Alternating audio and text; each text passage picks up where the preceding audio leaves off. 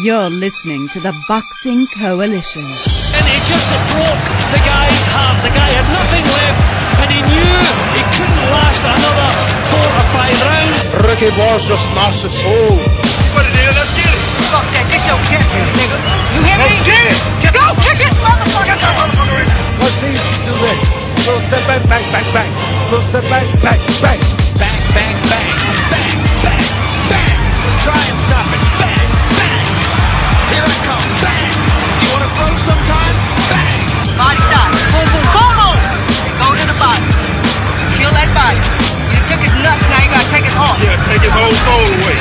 Yeah, get out of here, Gail. I'll see you later. Fight some more predators. Get out of here. He was higher than a motherfucker.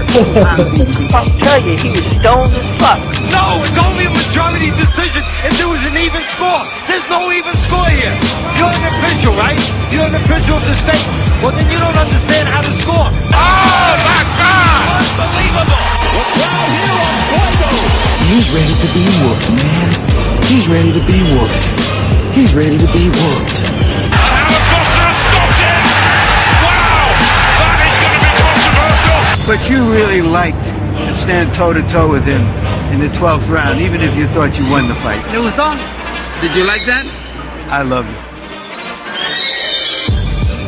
Hello, and welcome to the Boxing Coalition, a place to discuss anything boxing. We have a rotating panel of hosts that consist of Chemo, Mao Alpha, Cam, Daniel Lim, and MV Chu. If you want to have your say, call in on Skype. Just add Box Coalition and get involved in the show.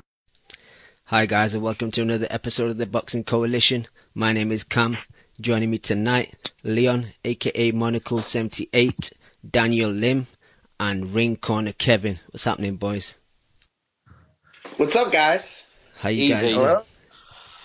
Hello, ringside Kevin. It's Ring Corner, Kevin. Ring Corner Kev. Corner. Yeah, get right, Dan. Well, then can I be Spit Bucket Dan?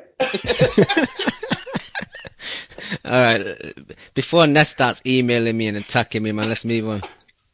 Before we go, can I give a shout out to Ari Gold Boss, who's not here because of a toothache? Ari's with Shout out to Ari. Ari's Thank holding you for being an avid listener. Ari's holding on the chat today with his toothache, so get well soon, Ari.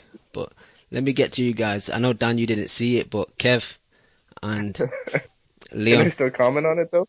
Yeah, you can just do it. You can do MV2 and just make it up. It never stopped MV2 before. Yeah, exactly. I know. Yeah, I thought the 12th round was awesome. I thought the knockout was warranted. So great fight. Great fight. But Kev, Leon, the controversy of the weekend really was the Brian Rose Carson Jones fight. I want to get your take on it, Kev. What did you think of the stoppage? I'd rather have your take first, so I could agree with it. Okay, Ring Corner Kevin. My take on the stoppage. When I first seen it, I thought, it's okay, because I didn't want to see another 11 rounds of Brian Rose. He's not my favourite boxer to watch, so I thought, this is good. It's ended early. I can put something else on the TV. But having gone back and watched it, it was a premature stoppage. And Rose made the mistake of not taking a knee. He should have just took a knee, recomposed himself, and then, he's still got the rest of the fight. Ian John Lewis, though, the referee, he is a shocking referee. He's a serial offender. Yeah, he's done this many a time. He does look stuttery when he jumps in to break people. He just looks uncomfortable as being a referee. I don't think it's the right trade for him. I think he needs to. I don't know if he has got a day job, but if he has, I think he needs to stick to that, because refereeing's not really his thing. He actually did a pump fake. He tried jumping in at first, and then he jumped out, and then he jumped back in again. He does that, right? He does that all the time, Kev. Yeah.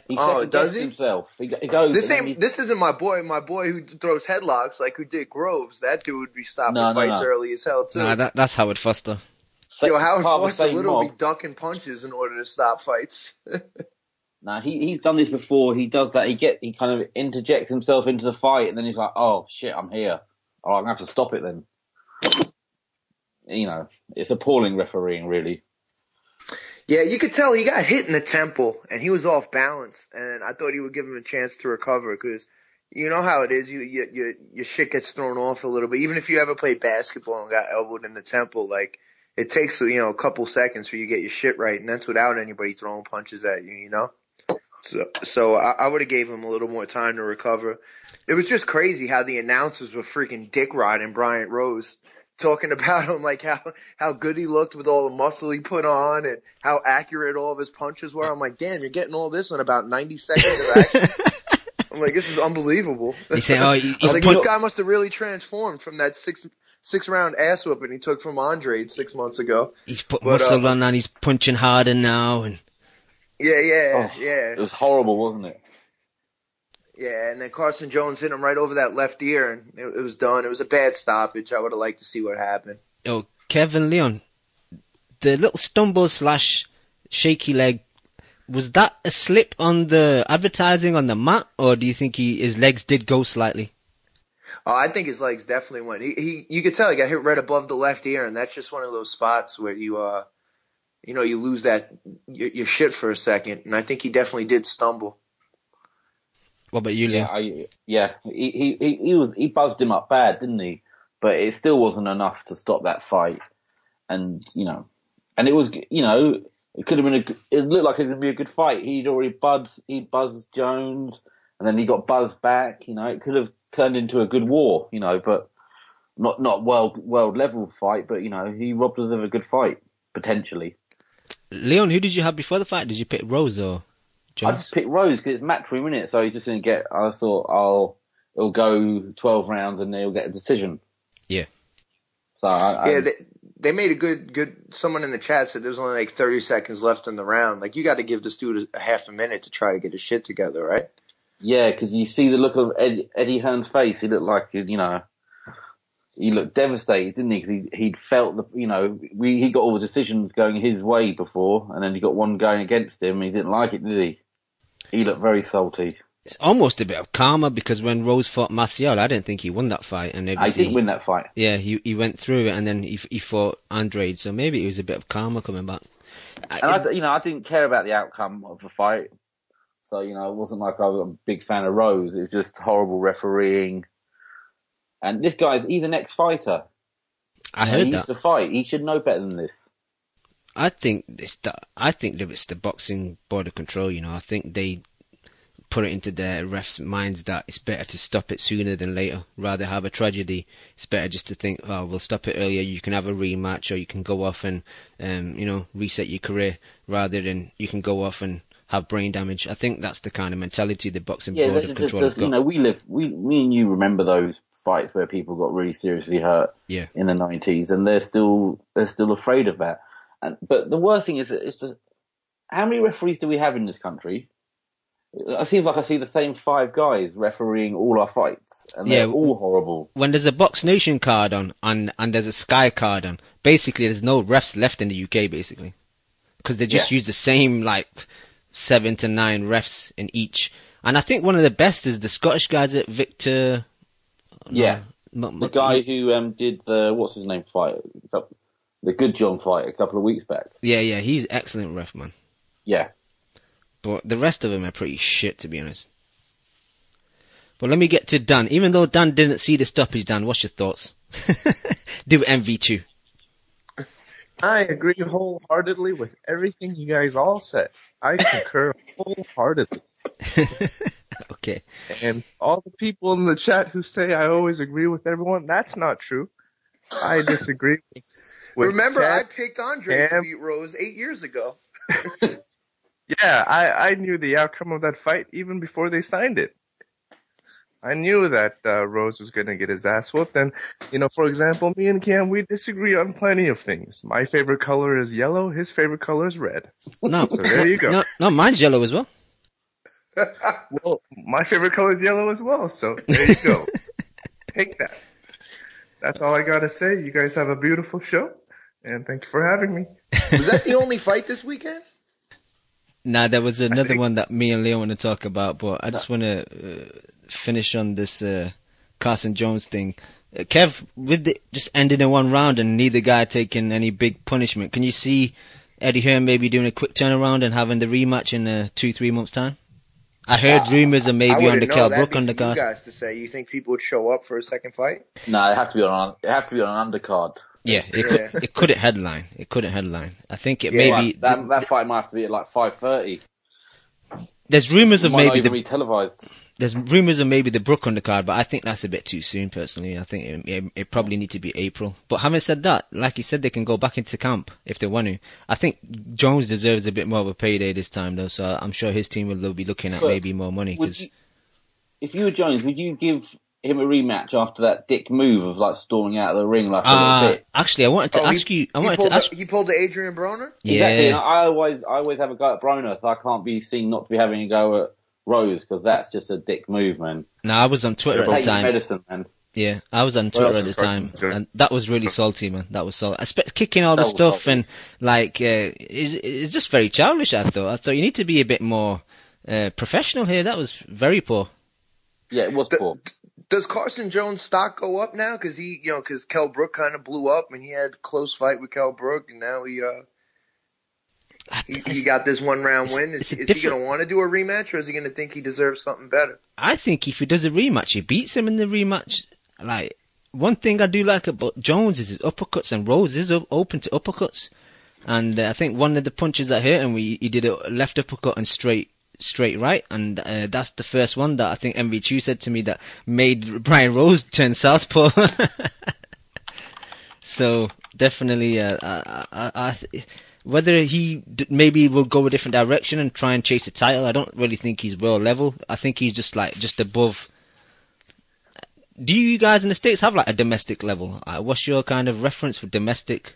Because I think Jones is just above like US domestic level. We don't have a reference for it. Our domestic level we call UK level.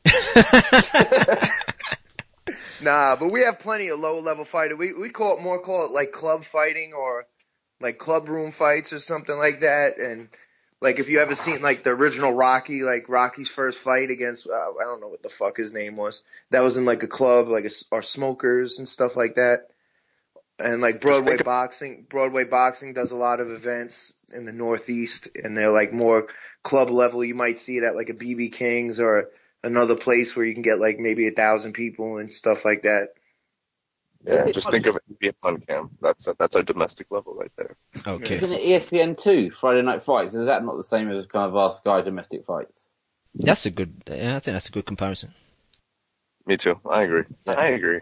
All right, Leon, let's just chop up this Stephen Ormond and Terry Flanagan fight. I think only you and me that are on the line saw the fight, so what was your opinion on the fight? It wasn't a great fight. I didn't really enjoy it. Flanagan was doing a lot of holding, like quite sneaky holding, wasn't he? Like clinching when he got close. He didn't want to get into a fight with him up, close quarters. Yep. But I had it close into like 6 rounds, and then he won 3 or 4 rounds in a row, and then he headbutted him and got disqualified. So yeah, Flanagan was okay, but I thought he was clinching a lot. Yeah, like with the Box Nation commentary at the end of the fight, they were saying, "Oh, this is a great scrap. It'd be great to see a rematch." But I'm with you. Like, it was an average fight. I think it kind of blew up in like the 8th and 9th round. Especially, when the first headbutt occurred. Yeah. Flanagan kind of like took his moniker on and went a bit turbo and started throwing loads of punches, a lot more movement. It kind of like spurred him on in a way. I think it was the worst thing that Orman could have done was do the headbutt. But it's just Steve Gray again, British referee. It was just weird that out the blue, no warning, you just give him an instant point deduction, and then the consecutive. But he had been saying to watch their heads. He didn't give them an actual warning, but he's saying watch their heads quite a lot. But I guess that's not really a warning, is it? No, and then the two more blatant, headbutts, you give warnings for. I think he kind of did it the wrong way around, almost. Yeah.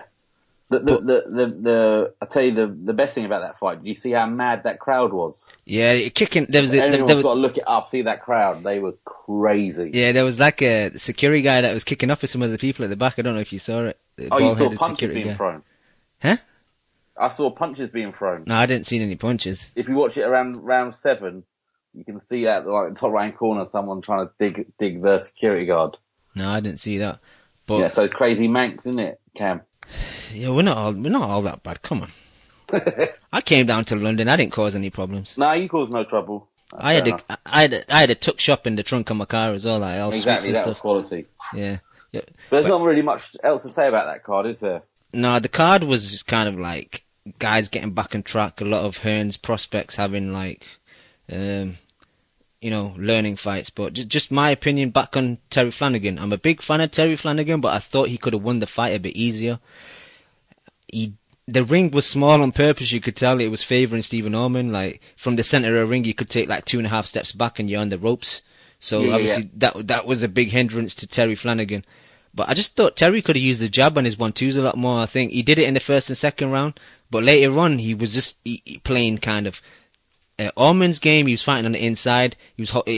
I agree about the holding. The holding was almost excessive. Especially that the sneaky holding you were saying, Leon, about holding underneath one arm and then punching with the other arm. That was pretty bad. I wouldn't even mind if Steve Gray gave him a point deduction like in the 7th or 8th round, because he'd give him constant warnings as well. I think in the 6th round he went to his corner as well, and he kind of between rounds he gave him a bit of a warning in between rounds. So yeah, he did. Yeah. Flanagan got off a bit easy. Having said that, I think it was a great learning fight for Flanagan. That type of fight, having a bit of like a pit bull guy on your chest, just constantly like throwing punches, not giving you any respite. I thought that was good for Flanagan. His hands were a bit low at times. I think he was getting caught by Orman's left hook a bit too much, especially on the inside. He would like, as he's stepping away from holding, when the ref was breaking, his hands were always low and he was just getting caught unnecessarily. And he was walking, and he was going straight back, wasn't he? Exactly. He wasn't taking his steps to the side, he was going straight back. Exactly. Yeah, I think his corner man warned him about that as well. But overall, I think it was a decent fight. Happy for Terry Flanagan. I don't really want to see a rematch in the future, to be honest. I don't care about that, no. I don't think that's going to prove anything. And that's about it for my review of that fight. Yeah, no, that's good. Covered it well. Ring corner Kevin, you agree with everything I said, don't you? 100%. And I look forward to everything he's saying coming to fruition. And can I say one thing as well? Go ahead. And I agree with everything that Kevin just said. So good job, Kevin. Good job, buddy. No doubt, Ring Post Lim. Okay. I'm Spit Bucket Lim. Get it correct, sir. Well, they named you in the chat already, so. Oh, well, shout out to the chat. I agree with you guys. Okay, Kev. 5-10 minutes on Boxino. Me personally, I thought it was a bit of an underwhelming Boxino. There wasn't really any great matchups. I think 2 of the fights were quite boring as well. Yeah, one of Lukey's boys, Pinnell, that's always in the gym over there with the human hookah lounge over there, Troy King.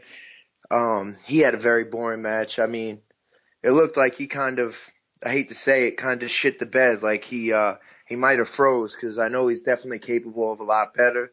Maybe his first time on ESPN TV, and maybe he froze. I think that might have been the case, but he just wasn't working. There wasn't a lot of action, and when you're fighting a 6-round fight, you can't really afford not to work and work fast. And I kind of like I know you guys are killing it a little bit as being a gimmick because it's 6 rounds, and if you tie, you go to 7. But let's face it, this isn't the highest level of fighting, so I'd rather the urgency and try to be more of an all-action style fight. So I'm okay with it. I liked it last year, and this year kind of got off to a slow start. Yeah, like the two fighters that stood out were obviously Brandon Endam's returning from last year from the middleweight Boxino, and was it the Ukraine guy Stanislav Sukrud or something? He TKO'd Michael Moore. Michael Moore, every time he got hit, his eyes just opened up and stunned. I think it was good that fight got stopped, because that guy was going to get hurt. But yeah, the rest of it, the Gaspasian fight versus Salman Hardy, that wasn't a great fight. Yeah, that's about it. We got Boxino again this week on Friday. It's the heavyweights. It is a bit of a gimmick. The Brian Rose Carson Jones fight was on a card in the UK called Prize Fighter. A lot of you guys might see it. It's a 3-round format. It's a bit like Crash Bang Wallop. It's just kind of It's like James Toney went over there and did the heavyweight prize fighter last year, right? Yeah, that was horrible. Yeah. I think so. Yeah, it's just the gimmick they're trying to get, just to kind of get the casual fans in, the guys that want to see. Because the thing about prize fight with being 3 rounds, they just come out and throw loads of punches. But even with prize fight, they're looking for that tough man UFC MMA type of crowd, you know. Yep. But even prize fight this year, this Saturday, I wasn't impressed with it. Leon, did you see the prize fight or the Boxino? Not people who appreciate real running. I mean, skills like Laura. I downloaded a couple of those Boxino fights, just the 2 ones that you said, just to check them out. And yeah, they're okay. But I don't like prize fighter. No, it's just it's not great, is it? Yeah, I agree. Doesn't really interest me. Let's move on. Okay, yeah. Kevin, your boy Demetrius Andrade. Shout out to Ness on the Boxing Voice. They had a nice little interview with him. I think it was at the Boxino event. Looked a bit He was wide-eyed. high than a motherfucker. Yeah, he was high than a motherfucker. He was stoned as fuck. What did you think about his comments about Canelo and the Charlos? I know you were... Oh, this guy is a fucking idiot. Like, I hate to say it, but, I mean, he was the most unprofessional... Yo, your boy was shadow boxing the fucking camera. What the fuck's he throwing? He's throwing air punches like your boy Cuba Gooding Jr. after Ricky got shot in Boys in the Hood. I'm like, what's he doing? And then he starts talking shit, and he's bringing up conversations that, like, they had him on the Boxing Voice after he turned down the Korobov fight. He already told everybody what happened, and then he comes on and says, nah, there's no real contracts and stuff.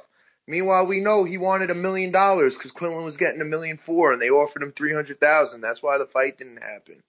And the Charlo fight, he was offered $250,000. He bitched about it, so they said, all right, we'll give you $300,000. And his previous career high was $200,000, so it's 50% more than he's ever made. And he turned the fight down because he said, I'm the only true champion on the card. I shouldn't be fighting on the second fight on the card, third from the main event. And they're like, dude, it's a Con Alexander card. That's who's headlining it. And it's like, you're a true champion. You won a vacated title versus Vanes Martirosyan. Like, who are you talking about? You're the true champion. Like, come on, man. And he basically talked his way off of that card. He turned down 2 career-high paydays, and everybody knows exactly what happened, and now he's changing up the story because he can't get a fight in 7 months later. And he just showed up looking drunk or high or something, shadow boxing, talking shit. He was like, yo, he's fighting Kirkland. He's like, Kirkland ain't black. He ain't American. I'm like, what? Like, what's this dude talking about? He's like, he ain't handsome like me. He ain't a champion. He ain't black. He ain't American. I'm like, that's exactly what Kirkland is. Like, what are you talking about? Like, it's very confusing, man. Like, and you know me, after I was at the fight live where he fought Rose. I was high on him. Everybody was kind of like giving me a little bit of shit, but I was talking him up the next day on the Coalition 2 days later. And I was getting behind him, and I thought he's somebody who didn't have a fan base, but he might be able to develop him because he was in a loaded weight division, and he was a good fighter. And I thought he had a talent to be a really good fighter, and he's just throwing his career away. Yeah, and then he goes on Twitter and he goes, yo, this ain't the only place I make my money. I make my real money somewhere else, basically intimating that he hustles or something. And then he looks high as fuck on the camera with Ness. I'm like, it's not a good look. Dan, I believe I saw that fight with you, Kev. Yes, that's true. Dan, did you see this interview? You know what? I didn't, but I think Kev painted a pretty damn good picture of how moronic Andrade is as a human being, let alone a fighter. So I don't know. What did he say about my boy Canelo? That's what I want to know. Called him a bitch. Ooh, no, Leon. He said no disrespect. But yo, no bitch. Disrespect. Yeah. So let me say no disrespect and then completely disrespect the man. Right? Yeah, true. Yeah. Ain't no disrespect, guys, but you guys are all faggots. Who didn't see that coming? Oh man, I don't know. What can you make about Andrade? He's still signed to Star Promotions, right? Yeah. So, I mean, the guy has no voice. I mean, no pun intended. Like, what the fuck is he gonna do? He's not a Heyman fighter, obviously, so he has no bargaining power. Why isn't he assigned to Rock Nation? I mean, I guess that's a little bit too late now, right? Now that Rock Nation seems to be doing pretty poor numbers. But that's what he said. He's with Provatnikov's promoter. Is that Star or is that Banner? It's Banner. I think they're the same thing. Or isn't it Star K2 or Star and Banner's the same thing? And they combined. But yeah, he's with Star. Oh man. Because they weren't selling tickets, and he was on the card, and they given him like a $200,000 payday for that Rose fight. So that's why they had to, recruit the local talent to sell out the tickets. He even said in that interview that I'm not a Heyman fighter. I haven't got Golden Boy behind me. Why won't anyone fight me? He's like, well, that might answer your own question. Get with a better promoter. He's a talented guy as well. He's just deluded as fuck, isn't he? Yeah, and I thought he was awesome against Brian Rose. I like my southpaws, as you guys know, but even going back to what Kev said about the Varnes fight, that was a split decision, and Andrade got dropped in the first round. So it's like he's going on like he's some big champion, and I'm the champ. Canelo should come fight me. Blah blah blah. What you won the fight? You won the belt on a vacant on a split decision. You get dropped in the first round. You have one defense against Brian Rose, who we just discussed that isn't that good, and then you're going on talking so big. Like some people, they just need to kind of like stay in their lane sometimes. Like some of these boxers that are coming out, the younger ones, it's like they think that this shit is given to them and they don't have to earn it, but you have to earn it by fighting good people. You can't call the Charlos bums and then pull out of fights against them. Come on, that's some bullshit. And there's very few fighters in boxing that are making $300,000, especially very few fighters that have zero fan base and can't headline a card and can't sell tickets. $300,000 is a lot of money. There's maybe even guys you see that on HBO undercards a lot of times are only making $100,000, $150,000. $300,000's a ton of money. Good money. For that fight, it was a good month. That was good money for that fight. If you're at that level and you're fighting 3 times a year, that's a good living, Definitely. Absolutely. Hey Cam, do we have any callers on the line? We don't so far, but I wanted to get into something. Josh just put out a statement in the chat before the show went live about Lemieux versus Endam, possible or set. I've not seen it on any of the popular websites, but he gave the date of May 9th. What do you guys think of that fight, and how do you see it playing out? Great style clash. Can I go first? Go ahead. Go for it. Yeah, it's a great style clash. Like I said 2 times previously. I think Lemieux is I just think he's very rugged as a fighter. I don't think he's very skilled. Like when he fought against Rosado, if he just got his distance down, correctly, I felt like he could have gotten him out of there, very, very early in that fight. But again, he's just kind of a one-trick pony in the sense that all he has is power. He's not very skilled. So I think in terms of, just a pure clash of styles, I think it'll be very interesting. But I don't know. For some reason, I favor Lemieux just because we've seen what's his face, Endam have the possibility of going down many times in a fight, and I do feel like Lemieux does have legitimate power. So I'd slightly favor him over Endam. What about you guys? But Russo was talking about Endam having toothache like Ari, so maybe if Endam doesn't have toothache, he might not get dropped 7 times. I think if Lemieux lands, he'll have more than toothache. He'll have face ache. He'll have entire face ache. I don't know. I'm not gonna lie. I like Endam. We all know you like Endam. I know that for sure. But some people could say he's a bit of a runner, but he is quite active. He does use a jab a lot. He has good lateral movement. They're both a bit chinny though, no? The thing is, any power? Stevens hit Endam with a few decent punches, and they didn't really phase him. He only really hit him once. That was the first round, and he didn't hit him again.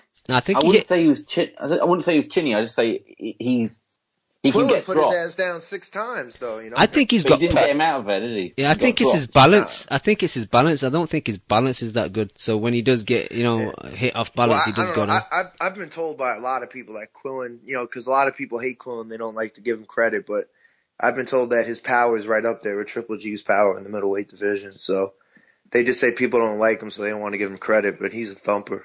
Okay. So maybe it was the balance and the combination. But at the same time, though, has Quillen demonstrated that power in any of his last 3 fights? Honestly, I can't even remember him fucking fighting. Yeah, who was his I know fight? he carved up old boy's face, but the gatekeeper always gets carved up. So yeah, you're right.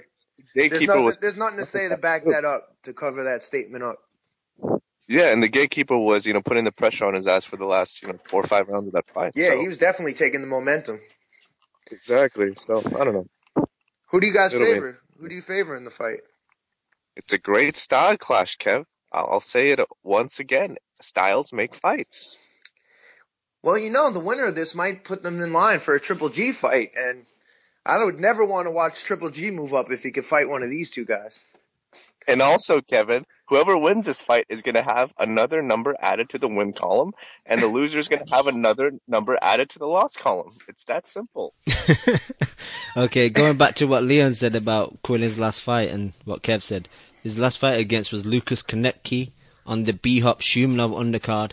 And he was underwhelming in that. Remember, Konecki was a 154-pounder with a KH haircut, and he looked like out-of-shape KH after back surgery, too. Yeah, that was... He wasn't looking too impressive, and I don't know, man. And he's been out of the ring for a year, so that's tough. Yeah, that was 19th of April last year, so... Yeah, and he's not due to fight until this April, so... Konecki looks like a blown-up version of Gavin Reese, man. Yeah. But me... if I saw Gavin Reese... Oh, my bad. Go ahead, Cam. No, just to answer your question, who I would have for that fight, I'd probably just pick Endam slightly on maybe like a split decision or something. What about you, Leon? You love your split decisions, man. Yeah, you get extra points in the prediction league. What about you, Leon? I'll go ride with Jose's boy. I think Lemieux will stop him late, 9-10. Where are they fighting it? Where's this fight happening? It's just rumours at the moment. It's just, and I seen a tweet from what's his name, Lemieux as well, saying, who's next? And then he put question mark, and then he wrote Endam, no problem, let's go, something like that. So it must be Is this kind the of... IBF? Yeah, this is for because he's next down the line after Billy Joe passed the opportunity up. So the thing with the Lemieux not having any fights lined up, I can't see him turning down the Endam fight. It's a fight for a vacant IBF title. So, and he's just signed with Oscar at Golden Boy. So I think it's a good fight. I mean, they're all trying to get title fights outside of Triple G's belt, and that's what their game plan is. They're all trying to fight each other for belts outside and stay away from Triple G at the same time. So I could totally see the fight happening for sure. Yeah, I tweeted out last week that they should just give the IBF belt to Triple G. Just give it him. There you go. You're the true champ in this division. But yep. Okay. Not much news. Any you guys got any news that you've heard you want to talk about? Any topics? Well, I heard that the sales for the Triple G Guerrero fight, I was going to just put it in the chat. I heard they're doing awful right now. And Triple G Guerrero? I mean, in the Guerrero, the Thurman versus Guerrero fight. I heard they're not selling tickets, and they're like, damn, they should have just had the fight in Cincinnati where Broner could have sold the tickets. That's Vegas, isn't it? It's in. They ended up having it at the MGM Grand, and I'm hearing basically most of the people in there are going to be comped hotel tickets, it looks like. What is it about these fights in Vegas? Obviously, you had the Wilder fight, and that had poor ticket sales. Like, why are they not trying to... And the Wilder fight had great ratings, and it had great, Twitter hype, and people were pumped for it. I was pumped for it. Yeah. And the ticket sales were bad. Is that the card with Broner and all them, too? Broner, Molina, Santa Cruz is fighting somebody, I believe, and... Abner Mares is fighting someone. Yeah, or there's some decent fights, and Guerrero versus Thurman is the headliner, and supposedly the ticket sales are doing really bad, and Yeah, but they're not ready to headline a card, really, are they? Or they're not. But if not now, when? Guerrero already fought Triple G. Yeah. Triple G? Why do you keep bringing up Triple G with Guerrero? I can't get it. Yeah, because we need to give these guys praise. We need to praise these guys in boxing. They're the ones that are fighting everybody. No, but Guerrero already fought Mayweather. Got 4 shows of 24/7. So he should. If they're not ready to headline now, then when?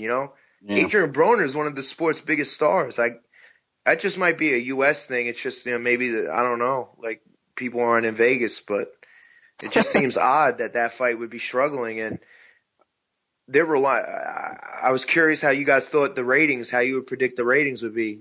Lim, what do you think the U.S. ratings would be for that fight, primetime Saturday? Well, according to my calculations, I think it might be around 700 and maybe like 46,000 viewers, if I'm not mistaken. No. This is on NBC, right? NBC, yeah. You thinking they're going to be like 3 million, 3.5 million, or like what would be considered a success? Yo, Kev, call me crazy, but I think it does like 6 mil. Because you remember that Santa Cruz bum ass fight that was on NBC where he fought no one? Wasn't there like a heavyweight fight too that did like 3 or 4 million? I don't know. That did. Yeah. That was the what's his face? The Fury Cunningham. Cunningham. So I mean, just going off of that logic, don't you think this can do like 5 million? That's what I'm saying. I don't know what they're going to view as a big success, because I know UFC, when they had the Fox deal, they started out hot and then it turned into a huge disappointment. So, this is a big card for them, because it's their first start. So I'm just curious, like if ticket sales are doing bad, I wonder what the TV ratings are going to be in. And, if we're going to keep having fights on network, on regular TV, it would have to be a success. So, because it costs a lot of money to put these events on, and you're not going to get advertising dollars if you're not putting money in. But I think the Cunningham-Fury fight was in the afternoon, which is a big difference. Typically Saturday night in the U.S. is one of the worst TV nights. So I think if it does less than like 4 million, it's going to be a bad number, though, right? Yeah, that's true. I mean, like if you heard they did 3 million, would you be like, that's a failure? Yes. You would think, right? Does everyone in the States have this channel? Yeah, everybody who has a TV has this channel. Fucking hell. And only 3 million viewers. That's what I'm saying. This is like uncharted territory. We have no idea. Like, you know what I'm saying? Like, you got to figure like an NFL playoff game, like the Dallas game did something like 17 million or something like that. Okay. Did something crazy. I've got a feeling because Broner's on this card, he will hype it up. I think this will do like, it's hard for me to say, not knowing how like TV figures work in the States, but if Fury Cunningham did like 4 mil, I think this with Broner on the card, with Thurman and Guerrero, with Mares on it as well, I think this would probably do about 6-7 million. Okay. Yeah, I hope so. Yeah. I mean, if it does that, because you kind of want it to be a success. This way the plan doesn't like basically fizzle out, Yeah, but do you guys know who the announcers are going to be for that series? I think they were already talking about they're going to have Al Michaels and Marv Albert on hand, and then they're going to bring in a couple boxing guys, maybe Sugar Ray Leonard and somebody else. Yeah, because that's the thing. Because I listen to a lot of podcasts here in the States, like Grantland and Bill Simmons, and this has been getting a lot of attention here and there. So I think it's kind of good in that sense. If that's any kind of indicator in terms of the success of the series. But yeah, I don't know, man. This thing is so hard to predict. And like you said, Kev, with the UFC thing, that thing started off guns blazing, and then it just kind of fizzled out. So yeah, a year and a half, like 18 months after UFC on Fox, like it started getting under 1 million ratings. Like it basically fizzled real quick. So you got to figure it's only going to go down from here. So you really want to have a high start, So hopefully it goes well. And you're right. I'm a huge Bill Simmons fan. I think he has the best podcast, basically, and website in sports right now. And he did give it a little bit of attention. And I know people were shitting on, like, who is Marv Albert and Al Michaels, but everybody knows him, I guess, except hardcore boxing fans. And Al Michaels was involved with boxing for like 40 years and stuff like that. So I mean, it's not like these guys don't know the sport. And if they're bringing in Sugar Ray Leonard, he called boxing for years as well with HBO and stuff when he was retired, as well as like, regular TV, ABC or NBC, whoever did it. So. Yeah, I mean, at the end of the day, I mean, we all know that we're all pretty adamant Heyman haters, but at the same time, it's too early to tell. I'm a Heyman hater, but I hope this event's a success, and I think, has to work, doesn't it? What's up? It has to work. He's invested so much money. It needs to work, doesn't he? That's what I'm saying. This is the first time he's fucked up 2 other networks single-handedly, but he still made out with money. This is something where he's doing on his own, and he's putting in his own money or getting investors to invest their own money. So he can't afford to fuck this up, because if he does, he's going to just turn his back on it and leave, So I hope it goes good, and, because he has so many fighters, so, it's there to be good, and I think this is a great main event. I really don't like the undercard. I feel like Broner shouldn't be fighting somebody coming off of 2 losses, but I don't know. I think it'll be a good fight. So hopefully it does well.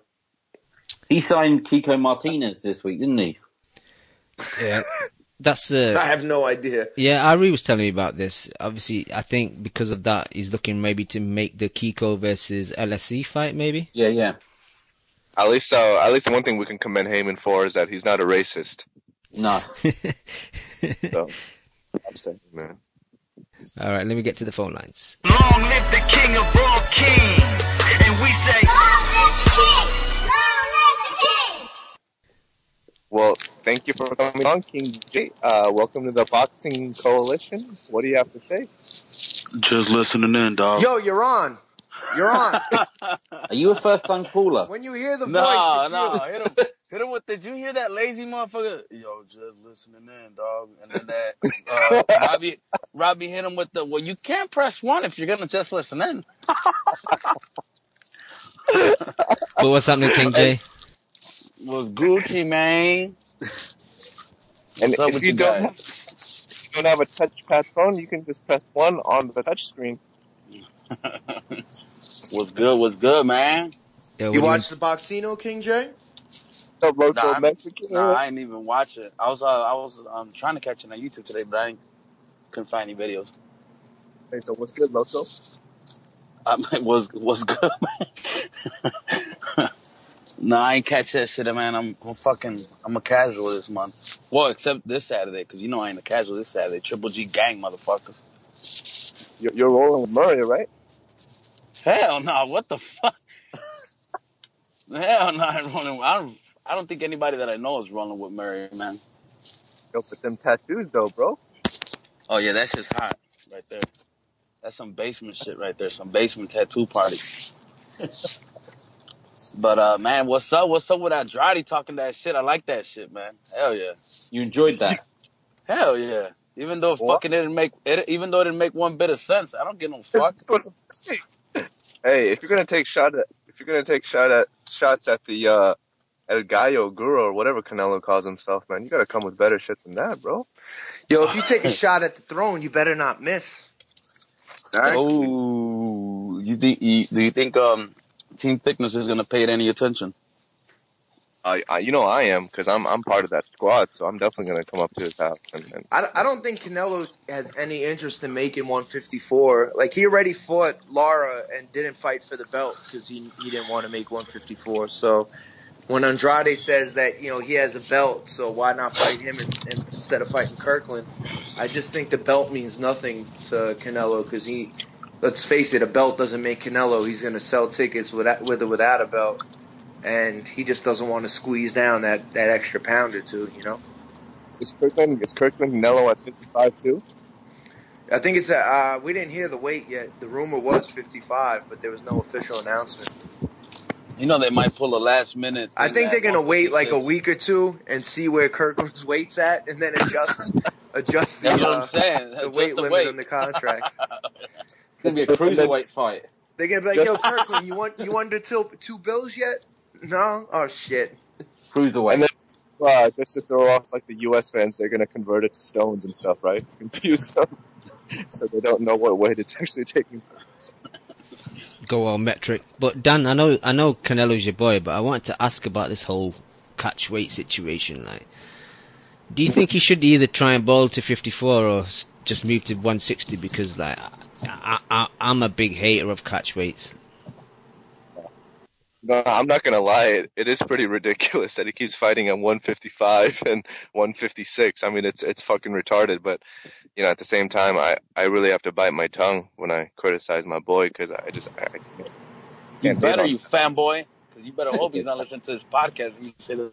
Now, I heard Chepo listens to this while he's doing the barbecuing, so you got to be careful, Dan. He's telling Canelo, si oyes lo que dice este chino. Oh shit, you're not even Chinese, my bad, Lim. King J's racist. hey, loco, that's racist. Fuck, racism is catching on, man. Hey, but yeah, I mean, going back to that question, it is kind of ridiculous that Canelo keeps, having the fight pretty much at whatever weight he desires. If it was any other fighter, he'd probably get a lot more stuff for it. That's for sure. I think he's just fucking fighting this one last time here. If he doesn't get Cotto, he's just fucking gonna move up to 160. Yeah, that's true. Yeah, but at the same time, I'm going back to the Kirkland thing though. I mean, he's not training with Wolf. He hasn't fought in like a year and a half. I mean, what if this fight is just a complete mismatch? Yeah, a good chance it will be. There's a very high chance, and he's not gonna have that. What's her name on the corner? So Wolf. Yeah, he's not gonna have Wolf on the corner. The last few Canelo cards I've been really looking forward to, but this Kirkland fight doesn't really float my boat. This fight. No, but I just watched one episode of 24/7 and just one episode of some barbecuing will get me in the mood. There you go. Yo, Dan, your mic's getting really bad. I don't know if it's because you're driving or something, but you're getting pretty hard to hear. Oh, I'm sorry about that. Let me go ahead and fix that one again. That's much better. But King J, anything else you want to chop up? Oh yeah, man. I was gonna say about that Andrade shit. You know what? Even all that bullshit he talked, I think that him against Charlo would be a pretty decent fight, man. Yeah, but he declined it already. What's up? He declined it. They ain't trying to give King Andrade that money. What the fuck? Don't take the fight. He's a champion, baby. They gotta give him what he wants. Yeah, even though he was talking hellish shit, it was entertaining to watch, man. Like, he was quite funny, man. I was cracking up watching that video. Yo, you see the Mike Alvarado shadow boxing he was doing? Yeah. That's what I was going to say right now, Kevin. Hey, imagine he would have landed one on Ness on accident. Yo, Andrade looked like a midget with Ness's big ass holding the camera all down on him and shit. Yeah. And Andrade's a pretty big dude. He's not small. Like, you know what I'm saying? Ness is just so big. Hey, Kev, was Andre doing the head shake?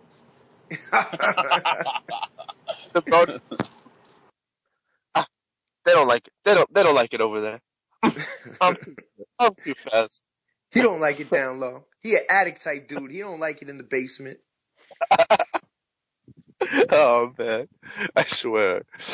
I could watch Broner Shadowbox all day, man. Come on. Oh shit. But anything else, King J? No, I'm just gonna listen and mute myself. All right, let me get Joe on the line. White Ski Mask Joe.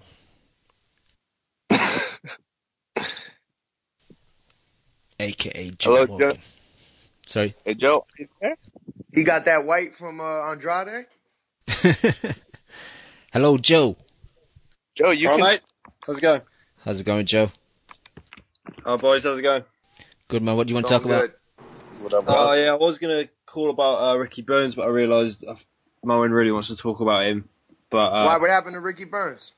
Oh, well, he was going to be in this. He's announced he's going to be fighting Figueroa. Oh, is it definite? Yeah, Eddie announced it when one of Is that Figueroa's first move up fight? Yeah, but the Eddie Hearn's just so far in Al Heyman's pocket because they've made the fight at 139, and you saw how Burns came in at his last fight at like 137 when it was slated to be at light welter, and I think he's literally just tossing him out to Figueroa Not impressed with him with that one, really. But it's another payday for Burns, right? He's on his way out the door anyway. Yeah, I know, man. It's, not to be a dick, but he had his run, he had his belts, he made his money. Yeah, I'm struggling to think of a worse run the fight has been on since joining Matchroom, since Ricky Burns has joined. I mean, that kid's just gone downhill constantly. It's been a horrible run, isn't it? Yeah. I think Frank Warren had a Ricky Burns voodoo doll made and started poking it as soon as he left. One thing I'll say for Frank Warren is he knows how to get his fighters the world titles that they can win. Yeah. Like, the fact he's got Ricky Burns a 2-weight world champion, I mean, that says a lot, really, doesn't it? Yeah, his fighters do look like paper champs. Like, they go the easiest route to a title. Yeah, man. But, no, I was just going to say something about, like, coaches. Because I saw this video the other day where it was, like, Kenny Porter had his son, like, blindfolded and was getting him to, like, run backwards around the ring, turning when he says sort of turn so he doesn't run into the ropes. I was just like, oh my god, I'm sick of like fighters keeping the same coach that they've had throughout their entire career, when I think they'd be better off going in with one of these elite coaches, because, you know, it's only a short career, and I think they need to be a bit more ruthless, really, with their decisions. Well, you know my thoughts on this. Kev's always pointing out that as soon as a decent boxer has a poor performance, I'm raging for him to change his trainer, so... I guess the boxers do. They feel sort of a sense of loyalty with them because they're the ones that maybe they started with and they brought them up through the amateurs and they took them into the pro game. But there's quite a few boxers I'd like to see sort of break away from their like dads usually. Give us some names. Who would you like to see like move on from their fathers and get a decent trainer? I know he's not his dad, but I guess Canelo could maybe do better than that Chepo. Chepo and Chepo's son. Yeah, I reckon he could. I reckon he'd do really well with someone like Robert Garcia. Yeah, I agree. But the problem with these elite coaches is that they've got so many fighters. How much time are you really getting from them? I mean, how many fighters? Yeah, I know. I guess I hear what you're saying because people like having the one-on-one sort of attention. But do you know what? But you know, you can't argue against guys like Roach and Virgil Hunter. I mean, they've got multiple fighters and they're doing the business at the top end of the sport. Yeah, but once you start. If everyone tried to leave to go to the elite fighters, there's just not enough good coaches to go around, is there, really? Yeah, the problem is, and Emmanuel Stewart said it too, like, and I know I always quote him, I'm a stan, I'm a Stewart stan or whatever, but he said a lot of these trainers aren't teachers anymore.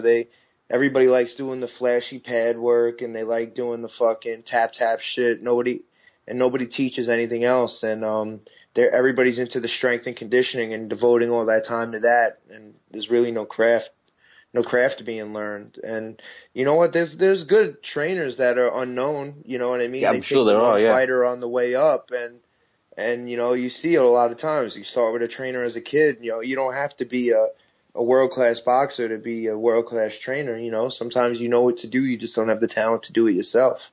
And you know, I just think, but when you get to the top level and you're changing trainers, a lot of times it's like a desperation move. Yeah, man. Like, I hear what you're saying because I'm sick of all these strength and conditioning coaches that think they're boxing trainers. Like, the obvious one is the superstar that is Tim Lane with Chris Algieri, but Ariza, yeah, as well. Ariza, I swear he gets fucked off by every camp that he tries to join. But even I think Cleverly's current coach was a strength and conditioning. Cleverly's guy is a guy called Darren Wilson in Cardiff. He's a strength and conditioning guy, Cleverly was the first boxer he'd taken on. Yep. And he got absolute. And you know, Dave Coldwell's no wonder coach, but you know, he's probably got a bit more of an idea than that strength and conditioning coach Cleverly had. Yep. Well, he'd been in the ring, hadn't he, which helps. Yeah. But just one final point, like on these like that shit stoppage at the weekend. I was just wondering about, because you know everyone there's this whole big issue of when fighters give up the game, you know, they really struggle. I don't understand why we can't get more sort of fighters into training, because you know they understand the sport. They've been in that situation where they've been buzzed. You mean refereeing? Yeah, refereeing. Yeah, that's what I meant. Yeah, if they got no money, why not ref? Yeah, just put them on a program maybe. Like maybe the promotional company they've been with can pay for their license, Because, I'd rather guys that had actually been in the ring able to call a decent stoppage than someone who's just sort of taken up training as a part-time hobby. So, I don't know, maybe that's the thing that can keep boxers in and around the sport that don't want to leave it. No, I think that's an excellent idea. And it'll keep fresh blood in, because if you look at a lot of these British refs at the moment, they've just been going on for years. Maybe I'll run it by Rob Palmer and he can give me a job at Matchroom somehow. Maybe. But some of these refs have been going on for years, just keep getting recycled. We need some fresh blood in there, especially in the British refs. Yeah, and there's some big-ass commissions, like the one in Vegas. It seems like there's the same 4 referees. No matter how bad they are, the same 4 stay in rotation. I think a lot of it has to do with corruption as well, because these guys have obviously got their little, they've made their little niche and they want to keep it to themselves maybe. Because these guys maybe give the commission a bit of an extra cut to make sure that they're the ones that keep getting the big fights. But no, I'd like to see more ex-fighters become refs. I think that'd be a decent idea. Good idea. But Joe, before we let you go, what's your thoughts on Triple G? I can't see anything but an early, maybe early to mid stoppage. Like Murray hasn't really got anything that can trouble GGG. Like I think he's just built for him. He has that sort of really high guard where he brings his fists around his ears, and I think his body's just going to get absolutely taken to town like Macklin was. But no, I shit on the fucking undercard a couple of weeks ago, and you said, "Oh, it's decent," and I didn't realise it's actually quite a good one. I'm quite looking forward to it. There's some really good fights on there. I'm looking forward to seeing Huey Fury as well. Yeah, against Rudenko. And I think they've done a job there, because I think they've programmed the Paul Smith to be on before GGG, which will help me obviously because I can't record anything, so that'll be really good. Yeah, I think Paul Smith is the young guy that was on the Wealth TV card, Cam, or is that Callum Smith? That's Callum Smith. That's his younger brother. Oh, Callum Smith. Okay. Yeah, no, I'm looking forward to Paul Smith. I reckon he's caught Abraham at the right time. I reckon he could. I reckon he'll get the decision. I disagree. I couldn't. No chance. No, Abraham's going to wipe the floor with him. Yeah, I think Abraham's trained a lot better for this fight. I think he's going to make a statement. I think he's going to stop Smith, because I think Team Gallagher's gym, innit? I'm on that train. But have you heard some of the stuff coming out? I try and defend Gallagher because I'm up north. But he's saying now, like, there's gonna be a knockout. Shut up, Joe Gallagher, mate. There's no way that Paul Smith's gonna stop Arthur Abraham unless it's some freak eye injury where his eye blows up or something, like in the Stieglitz fight, and then it ends from there. Anything else, he's not going to stop him, man. It's the other way around. Him. He's a hard bastard, Abraham. Yeah. Tough man. I can't understand why he isn't just looked at the Carl Froch fight and just, there's the Oscar De La Hoya blueprint right there for beating Abraham. 120, 108. Obviously, like, he's not as good a fighter as Froch, but, if you can do the same sort of things, keep his jab out, keep moving, get on your bike towards the end of the round, I think, he's got a decent chance. Yeah, I don't know. I'm not picking him, man. Yeah, that might be points lost in the prediction league for you, Joe, if you go for. Yeah, pick away, man. Oh, mate, I had my first prediction wrong last week with Rose the bum. Did you pick Rose? No, I picked Rose because my little brother talked me into it. How old's your little brother? Oh, he's like 17. I've been trying to get him to call the podcast, but he's scared. But he's a good boy. How did he listens to the show every week. He's a good boy.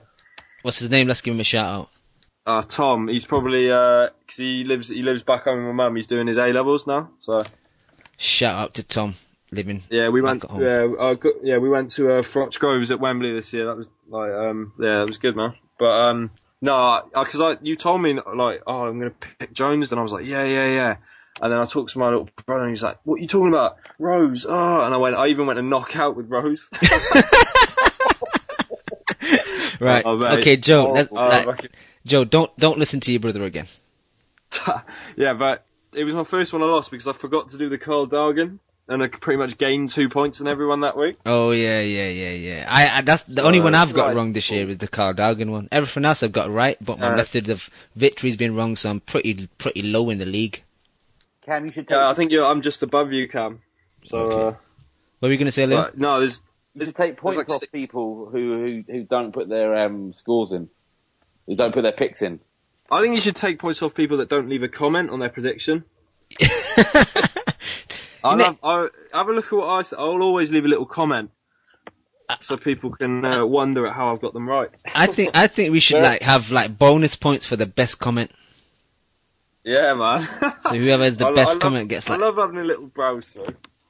Yeah, you know what? I actually thought about speaking to Mal about maybe a way where we can see the comments on the main ranking page, but I think that might be too hard to do because every time you have to go into people's profiles to see their comments. But it'd be nice if there's an easier way. Maybe, yeah, I'll speak to Mal about it. He will know better. But anything else for us, Joe? No, man. Really looking forward to. We've been pretty starved the last couple of weeks, but I'm really looking forward to packed week this week and Fury and Frampton next week. So yeah, man, looking forward to it. Joe, excellent to have you on the line as usual. Thanks for calling in. Cheers, boys. Appreciate it, mate. Take it easy, Joe. Okay, let me have a detour to the Predictions League. Okay, there's not really much to mention in the fact of changes because no one picked anything right. Yeah, I think the only one to mention is PM versus the World, who went up 6 places and is now in joint 6th, and James Bennett, who dropped 4 places and now is in joint 10th. And that's about it for the top 10. Everyone else stayed in the same position. It was a bit of a shit week in the Predictions League. Having said that, upcoming week we got a lot of fights finally. All the people that have been starved for fights, we got 1, 2, 3, 4, 5, 6, 7. So we got Friday night, Sammy Vasquez versus Emmanuel Latry. I think that's a showbox card, 10-rounder. And then anybody know about Vasquez's opponent? I ain't gonna lie, I've never heard of him before. Me neither. Vasquez put on a pretty good show. It was on that Fox Sports 1 or FX, whatever the fuck card that was in Pittsburgh. Yeah, when I was looking forward to watching him fight again. Spence beat this guy 3 fights back. Yeah, how did he beat him? He knocked him out? No, he beat him over 8 rounds, UD. Oh, okay. Oh, so he's tough then. Yeah, I think he can. He's never been knocked out. He's lost 2 fights, never been knocked out. Yeah, Vasquez put on a pretty good show. I was looking forward to watching him again. He's pretty fun. Yeah. I think with Latry, I think he's Ghanaian and he's a southpaw. And he also fought on a Mike Tyson card. I think it was in Pittsburgh when I think Rod Salka fought or something like that. I'm not 100% sure. I was looking at his record earlier today when I was putting him in the Predictions League. Going back to the league, 4 fights from Monte Carlo, Monaco. I don't know how many HBO are going to show of these, Kev. You might have to try and catch these on Simbros or something. But in the UK, the show starts at 10, so I'm thinking they'll show the Triple G fight live and then maybe show the highlights of the other 3 fights. But the fights in total, Heki Butler versus Jesus Silvestre, Huey Fury, Andrade Rudenko, Lee Haskins, who I'm a fan of Haskins. He's a Bristol southpaw. I think he's from Bristol. Versus Omar Lamari. I think that's for the European title, 12-rounder. And then Triple G and Martin Murray. And then in Germany we got Arthur Abrams, Paul Smith 2, and David Price versus Costa Jr. heavyweight 10-rounder. So I could see a lot of changes in the Predictions League this week. A lot of changes. Shit gets real this week. Yeah, shit gets real. You're doing all right. You're in the top 10. You're holding it down for us. Yeah, I'm doing all right. Yeah. But, you can't get too confident in this game.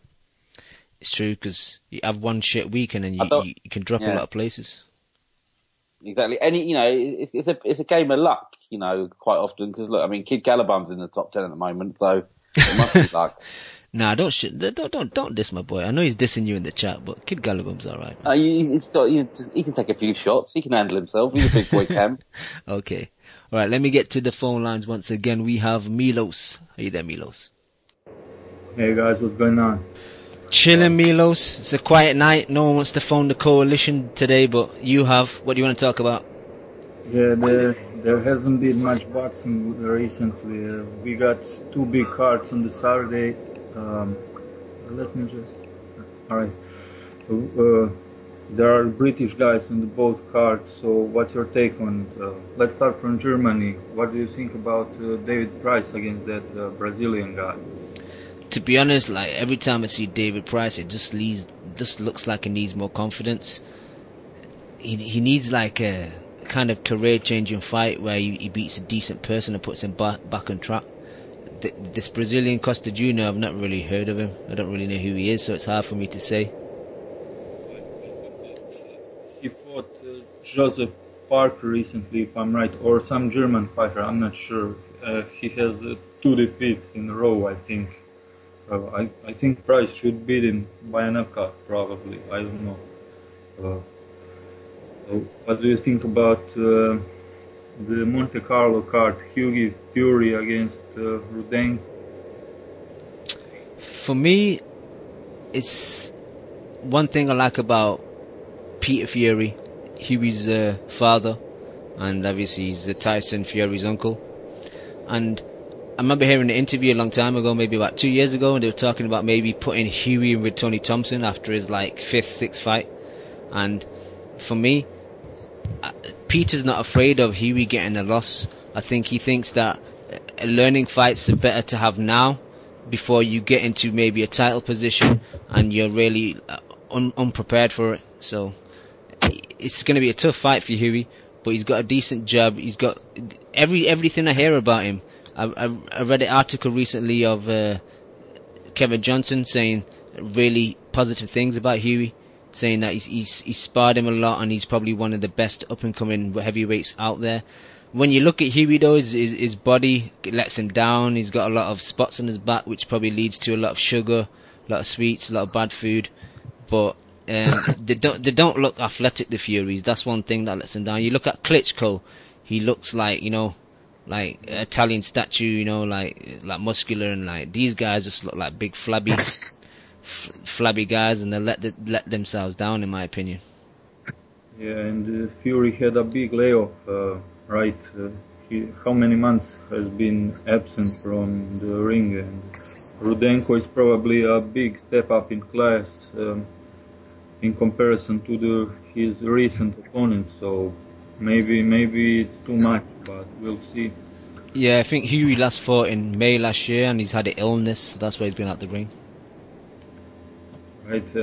As for Price, if he beats this Brazilian guy, this Costa Jr., do you see him going eventually for the title shot, or aiming at some of the British guys like Chisora? That would be an interesting fight, a crossroad fight right now for the both of them. Yeah, Chisora fight would be good. It's just Chisora's a bit. I think Chisora's done, Leon. Don't you think Chisora's finished? Oh yeah, he's done. He was sweeping the roads, wasn't he? You see him the other day when he got nicked. He was doing a bit of community service. He's washed up. He's washed up. Bruce is definitely done, in my opinion, as well. Yeah, he's gone. He's been glassed. He glassed me. Milos, what's your take on the Paul Smith versus Arthur Abraham 2?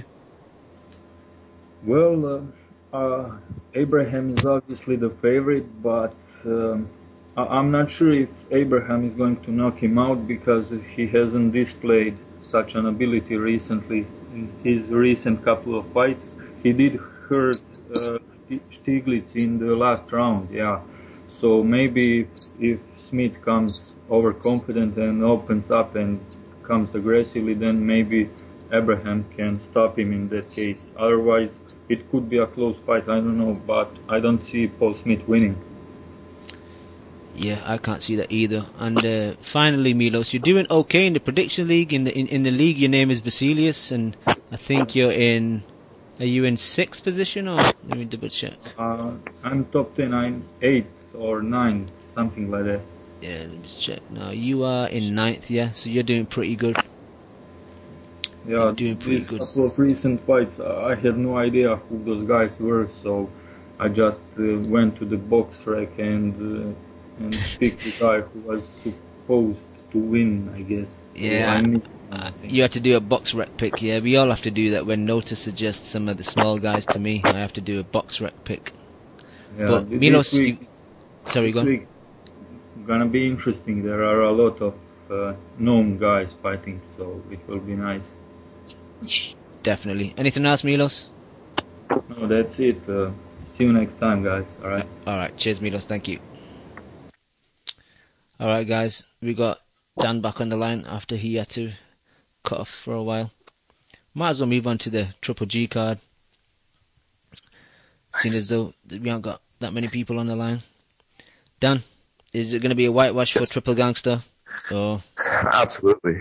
Come on, you know the deal, though. It's going to be a whitewash. It's going to be, I don't know, personally, whether it's a 12-round, brutalization, or whether it's just like a, 4-round knockout, whatever. They're both ass whoopings, in my opinion. Okay. Honestly, I know Martin Murray, good boy, Cam, but I just think he's a bomb, man. No, like, I want to defend him, man, but it's just his style is so wrong for Triple G. Like, my other boy, Endam, would fare better against Triple G than Martin Murray, I think, just because of his movement. Like, Martin Murray just stands there and just high guard, and he's easy to hit. I don't understand, like, I've been reading interviews where him and his trainer, Oliver Harrison, are saying we got a plan for Triple G and this and that, but I just really can't see what their game plan is going to be. Only one I can see is the one I mentioned last week, where he needs to try and smother Triple G, and just try and be on his chest. What's his best performance here? Martin Murray's best performance? Yeah. Is it Sergio? Or Sturm? I think Sturm, yeah. I think the Sturm Sturm performance is better. Jesus Christ, man. His best two performances, he hasn't won either fight. That's the problem. Yeah, that's a concern, isn't it? So, yep. You got Murray by split decision, Cam? Is that what I'm picking up on? No, I'll probably go 8-9 stoppage, something like that. I think it'd be a referee that I think, this guy's getting punched too much in the head, so I'll jump in, because Martin Murray's not going to quit. He's not got that mentality. Even maybe a corner stoppage, I could see him and his trainer Oliver Harrison are quite close, so I could see him throwing in the towel and stopping the fight. Yeah, like another Billy Briscoe. Like another Billy Briscoe. KH, Triple G. Oh, sorry, a ring corner, Kevin. I think Kev stepped away. He's stepping. He's dealing with people in the chat. Oh, is he going all out? I can speak on behalf of Kevin if you'd like. I think I know what Kevin's going to say. And I'm going to agree with Lim's got to say anyway, so he's good for it. No, but Kevin, would you still like to give us your reiteration? Huh? Would you still like to give us your reiteration? No, I'm good. Okay, next caller. What about you, Monica? Leon, what do you think? Anyway, I missed the question. What was the question? Triple G, Murray, what's your thoughts on the fight? How does it play out? I got Triple G in like a 6th, 7th round stoppage. I think TKO. I think the corner stops it. I don't think he knocks him cold, but I think he just hits him with clean shots until the corner has a little sympathy and stops it. Because I do think Murray's a tough guy. I think he's a rugged guy, but everybody gives Cotto shit for beating the shit out of a very hurt Sergio, but Murray fought the same Sergio, and basically that's his claim to fame, is that he fought Sergio with one leg, one shoulder, and one hand, and got a close decision. So I don't think that's too good. It's going to look very good for Murray. I think he's going down, and I think Triple G is kind of in a lose-lose situation, because if it goes like 12 or it goes long, they're going to give him shit for not stopping him early. But if he gets him like he did Gil or Rubio, they're going to give him shit for fighting a quote-unquote bum. So I think Triple G is basically in a lose-lose situation, and I'm going to have to defend him a lot because, after he does win, he is the mandatory for Miguel Cotto, and Miguel Cotto's going to have to fight him or drop the belt.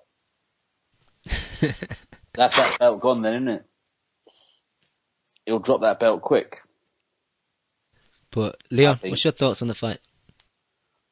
I just don't see how Murray keeps Golovkin off him.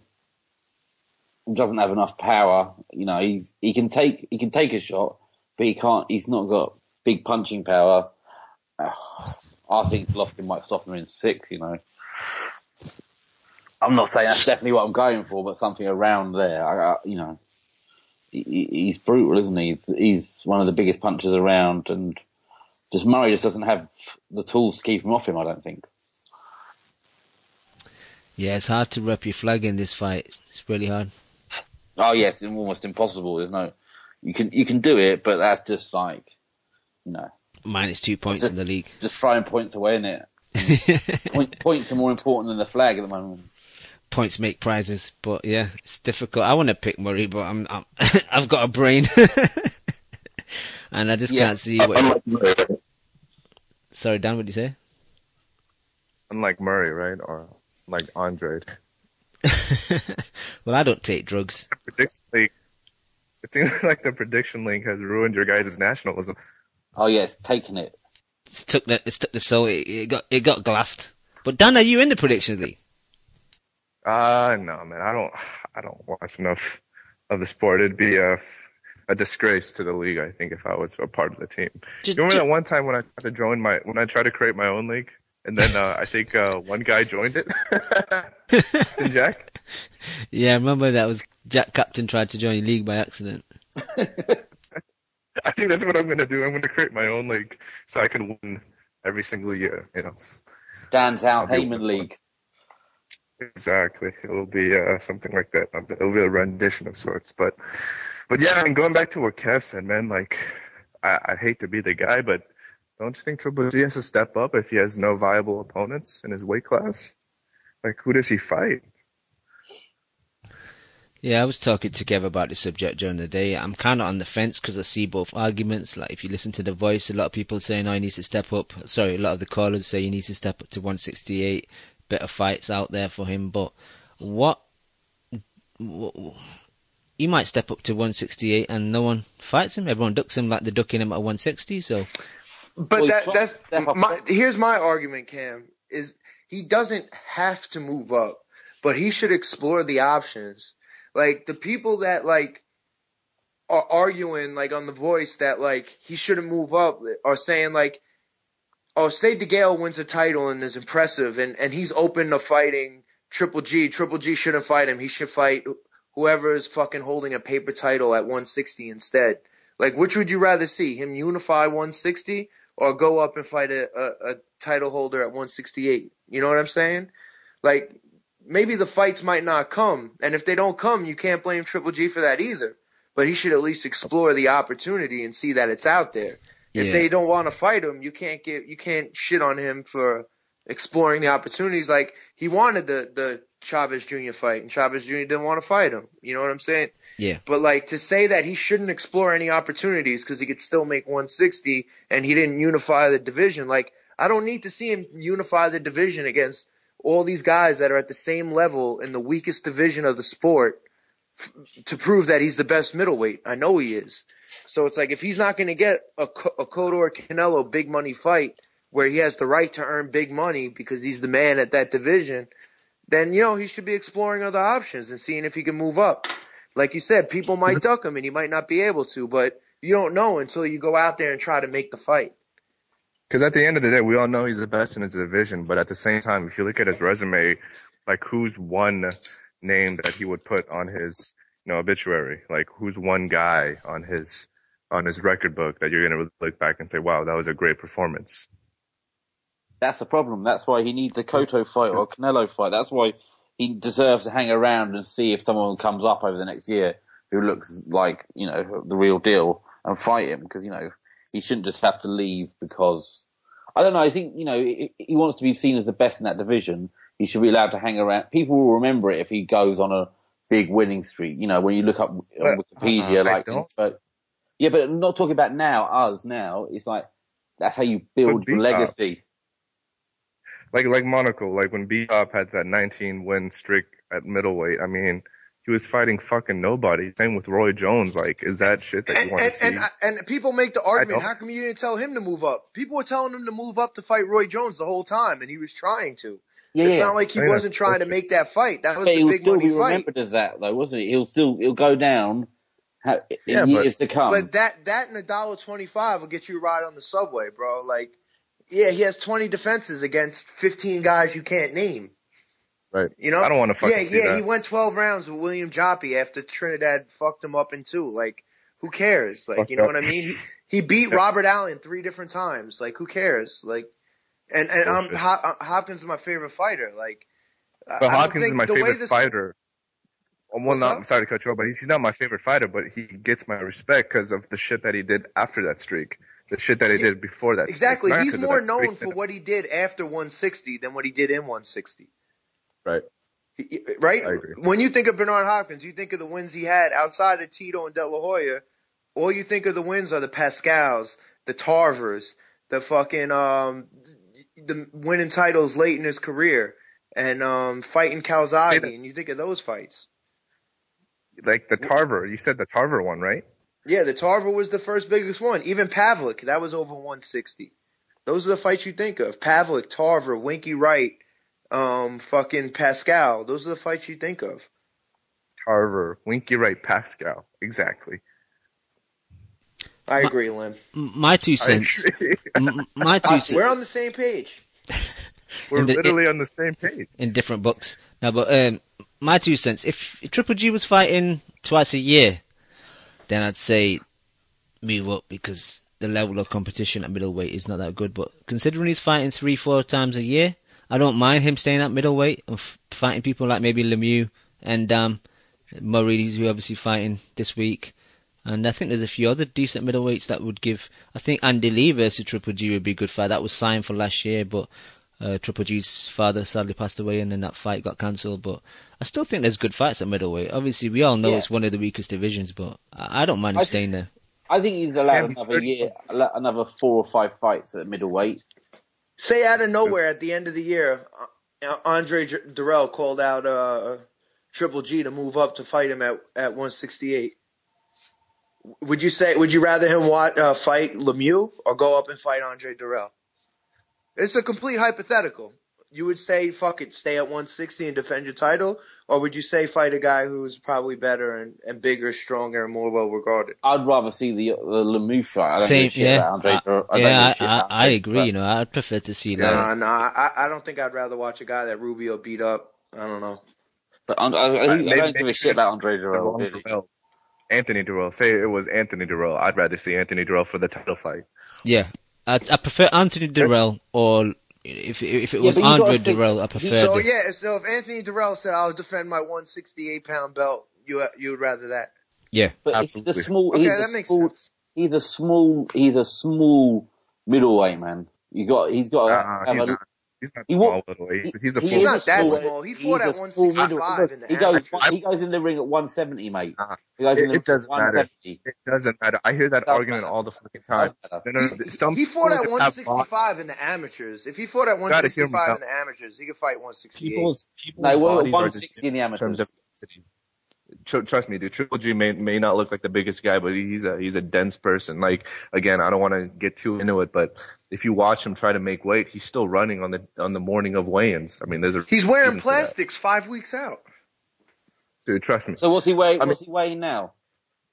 It doesn't matter, Leon. Some people are just more disciplined than other individuals. They're allowed to be closer to the weight, closer to weigh-ins compared to other people who just don't take care of themselves. Like, again, it goes back to the fact that Triple G does fight 4 times a year. So technically speaking, he only has, maybe 2 months out of the year to not train. So that plays into it. And honestly, man, if you just look at Triple G, like the way his body's made up, like the guy he's solid, man. He's a solid middleweight.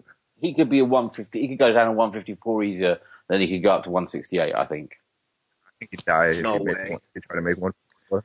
No way, man. I agree. I agree, Kev. There's no way. I don't see. And if he makes 154, he's going to kill himself.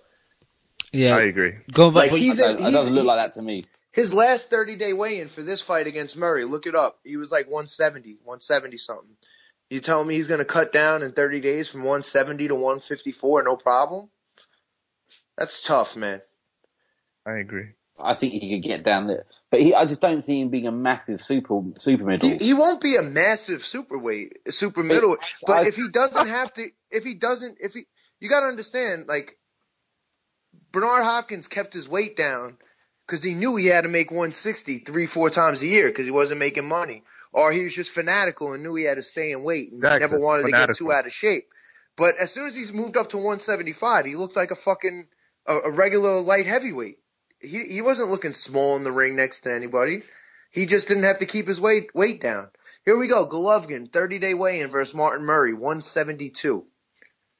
So he comes into camp in shape at 172, and you're telling he was in camp for 2 weeks, weighs in at 172. That's a lot. He's going to cut 20 pounds in 30 days. Don't get an extremely disciplined fighter confused with someone who can move down a weight class. Just because he's not Ricky Hatton and he puts on straight 20 pounds of beer and chicken in between fights. No. You know what I mean? Pies. We like a Because you pie. saw when Ricky Hatton went to 147, he weighed in at 145, and he looked tiny. You know, there's good weight and there's bad weight. You know. Yeah, but going back to your argument about like Triple G being at 165 and amateurs, but the alternative is him going down to welterweight, which is 152, Kev. So 165 would have been his natural weight, really. Oh yeah, I don't really know how the amateur weights work, to be honest. Yeah, I don't know if like different tournaments have different weights. Like I don't know if like one tournament the weight divisions might be 165, another one it's 162. I just saw like a picture of him versus Darrell, and the fight was at 165, and he won, and they raised his hand or whatever. Do you guys really want him to fight? Do you guys want him to fight Ward? Yes, absolutely. So you don't think Ward should move up? I do think Ward should move up, but again, why does it have to be like that? I feel like that argument is apples and oranges. Well, it's not. It's completely. And the thing is, Andre Ward still has 3 or 4 world class fighters. I understand. It's Look, at the end of the day, like you can't draw strict, parameters around these weight classes. Like you can't say it just seems that all of a sudden everyone's. It's like Triple G's gone from this popular person to suddenly this ducking arsehole. No, not at all. No, but nobody's saying he's ducking him. We're just saying if he wants bigger, better fights, he should go. The Ward fight's not no big fight though for him, is it? There's no money in that. He's more popular than Ward. But again, why are we talking about money now? I understand that's something you always have to resort to. No, that's but fair, he's going to make more money fighting Ward than he's going to be making fighting Andy Lee, or he's going to be making fighting Lemieux. But again, if you take the money completely out of the equation, to me, that's just the best fight, pure and simple, because Ward is the best fighter he's going to face in that division. Do you think he should be allowed? Ward gets away with fucking murder, I think, but he should be allowed 3 or 4 fights before he fights Ward, no? At that weight. I mean, he should be allowed, but that's just not how boxing works, I mean, obviously. Yeah, well, take away. If we could choose it, he should be allowed 3 or 4 fights before he fights Ward, right? I don't think you need 3 or 4. He could fight if he fought 1 or 2, and then Ward was the third fight. I mean, that's fine. I think that'll probably happen in about 5 years now in Ward, won't it? So. And it doesn't have to be Ward. Like, what if DeGale has a belt and he could fight in front of 30,000 people in London? Would you rather watch him fight Lemieux in California in front of 8,000 people, or fight DeGale in front of 30,000 people? Of course, I'm going to say fight in the UK because I'd like to see him fight. That's what I'm saying. Like, all options should be on the table from 160 to 168. That's just what I think. And Ward's in a position. The only reason why I'm talking about Ward right now is because you guys brought it up. But he's in a position where he's already He's already presented fights to HBO, and HBO has denied him. Like, I'm not paying you $1 million, $2 million for tune-ups. Like, you got to step up. And HBO is dying for an Andre Ward Triple G fight, and I know that for a fact that they're pushing for that fight. Well, what they should be doing, they should be pushing Ward's fat ass up to fight Kovalev. That's what they should be doing. But why are you calling him a fat ass? But what does Ward having to go up to fight Kovalev have to do with Triple G? Like, what does that mean? That's a great fight. It's a great fight, isn't it? No, they're mutually exclusive though. They don't have to be tied to one another. He can still do both. You know what I'm saying? Both. So that's what I'm saying. Yeah, Lem makes a right point. Again, exactly. I agree with you, Kev. All right, guys. But at the end of the day, it's like this. You got Ward. There's still guys at 168 that both Darrells, DeGale. These are good fighters that are better than anybody in the middleweight division that's going to fight Triple G. So, I mean, he still has fights. And yeah, if he goes up to fight Kovalev or if he goes up to fight Stevenson, I'd be fucking pumped for that fight. That's what he should do. That has nothing to do with Triple G going up to 168. Like, I'm just saying he should fight. But I'm just saying the best fights available. They're the best fights available for him because he's beaten everyone else in that division. He's proven all he has to prove at 168. So as much as Triple G should move up, Ward should move up. It's only the same argument. But it has one has nothing to do with the other, bro. Like that's like when you shit on fucking Floyd Mayweather's resume, and then they're like, "Well, Manny Pacquiao fought Rios." Yeah, they're both shit fights. What's your point? Yeah. You know what I mean? Like one has nothing to do with the other. They're both independent entities. Entities. I like that word. All right, guys, let me jump in. Get to the phone line. I'm so happy, Ari. You've made me very happy. I hope you're happy too. Do I look happy? Well, hello, Ari. If you want to say something, now's your turn. Shit, I mentioned the Gale and Ari called right in, son. What's happening, Ari? Hey guys, I need to go. My tooth hurts. I'll see you guys later. What's happening, Ari, man? Yeah, I'm good, man. How you guys? Good. What do you want to talk about? How's your tooth, first of all? It's a bit numbing down. But yeah, what are we talking about? That's like a black hole there. I'm not gonna lie. That little Ward and Triple G shit. Yeah, we're talking anything you want to talk about. The fights on the weekend or the upcoming fights, Triple G, Murray, anything, man. Yeah, the Triple G fight. I'm gonna late stoppage, man. I just don't see what Murray can do, really. I think he'll stay in there for a little while because, you know, his high guard, he'll be in the high guard, most of he'll be taking punches on his arms a lot. But I just think Triple G will just beat him with activity and, you know, and better ring IQ and, you know, it's just intelligence and his better skills. And obviously his power, so that's how I'll go with it. And with Paul Smith, Abraham fight, I think Abraham will beat him more decisively this time and get a warranted UD, like a 116, 112. I don't rate Paul Smith, and I was actually surprised he had such a good fight with Abraham the first time, you know, because Paul Smith's a guy who's been knocked out by DeGale and Groves. He hasn't fought anyone since, and then he had a good fight with Abraham, but I think the backlash from it, or should I say the praise he got from it, was a bit overhyped for what happened, because it's not like he won the fight. I don't think anyone here actually thought he won the fight versus Abraham, but obviously with Sky backing and Hearn, and obviously Calais being, you know, like Hearn's little boy these days, he got himself a nice little rematch somehow. So, and I hope he doesn't win it, to be honest, because he doesn't deserve to be a world champion. He'll be one of the worst world champions I've ever seen, to be honest. So, yeah, I'm kind of hating, but I'm backing Abraham in that one. Yeah, I'm torn between late stoppage and like a UD, but I don't know. When you say the Triple G Murray late stoppage, what round are you going for?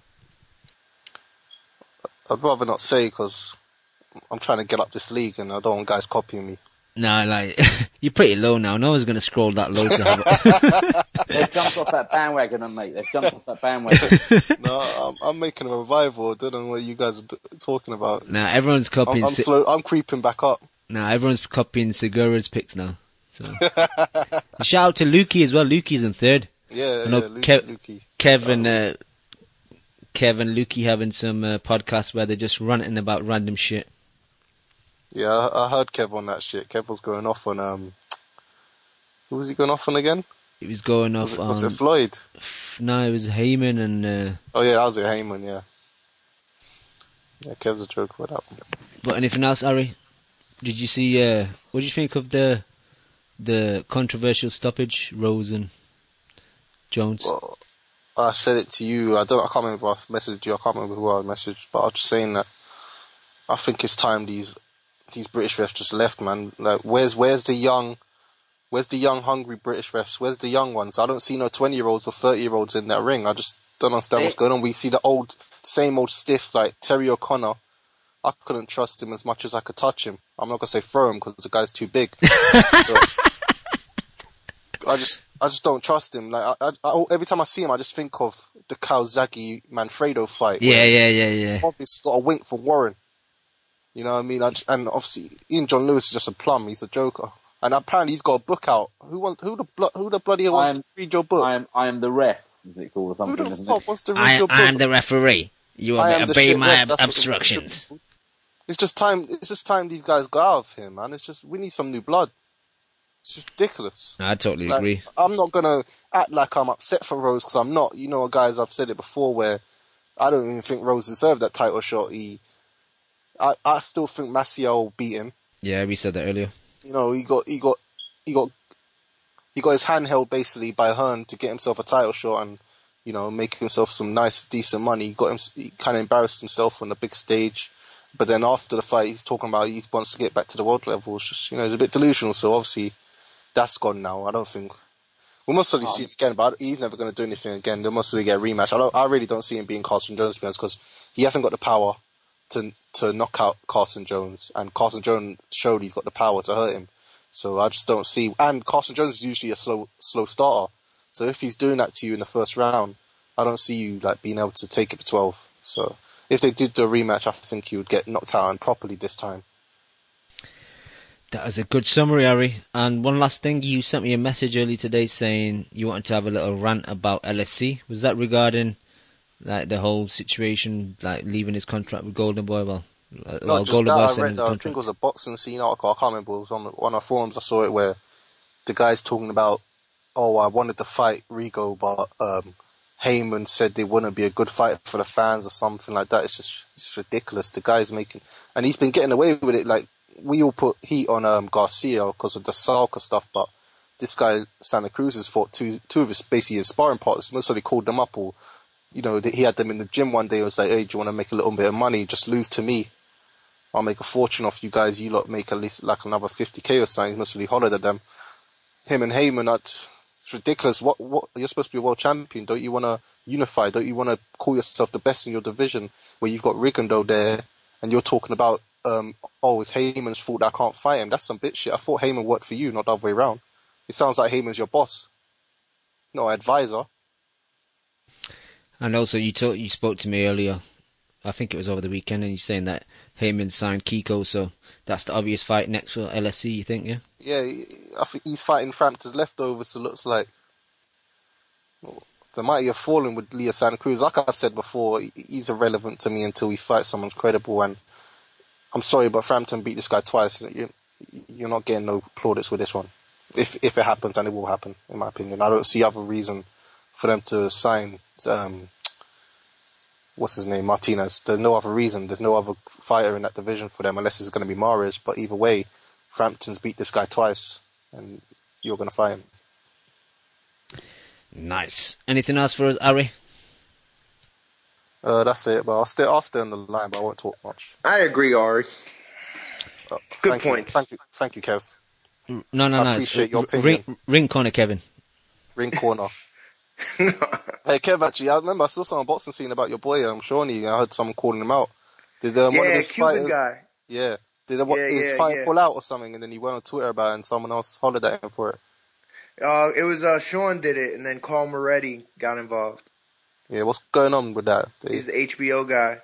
I don't know. They have a good relationship. It's the main events people, and Sean and Curtis got a good relationship. So if it could be made, I'm sure it will be. So Curtis Jackson. No, Curtis. Nah, Curtis Stevens. It's the same manager. That female that works with main events, not Duva, but the one who works under Duva. So I know they got a good relationship. Hopefully, it works out. The one under Duva, what's she saying? Oh, she just said she reached out on Twitter after Sean said something and tagged Carl Moretti. So Carl Moretti said he was live. Yeah. And does the one on the Duva, does she look good? Nah, just Google it. You ain't hearing nothing from me. All right, so guys. Hopefully they were looking for a fight on the March card. He had a date on the Terrence Crawford card, but what's his name? Nicholas Walters caught an Al Heyman flu and backed out of the fight and said he was sick because his manager is going to be Heyman's new bitch. So he decided to walk out on the card, and now Algieri's pricing himself out of the Crawford fight. So we're looking like we don't have a date anymore on that fight. Okay. And one last bit before I go on mute for a little while, Cam. I just saw in the chat, Kid Galabum, you said Frampton lose to Avalos. So when Frampton knocks out Avalos, I want you to call in for your crow. All right? I agree with that in the chat. Let you guys continue anyway. Great show as usual, guys, isn't it? I'll be on mute. Alright, cheers, Harry. Okay, Lewis MVC just sent me a message saying he's finished work, so I'm going to try and ring his phone. See what MV2 is saying. See if we can get a food recipe of him. Oop, it's saying invalid number, so I don't know why it's saying that.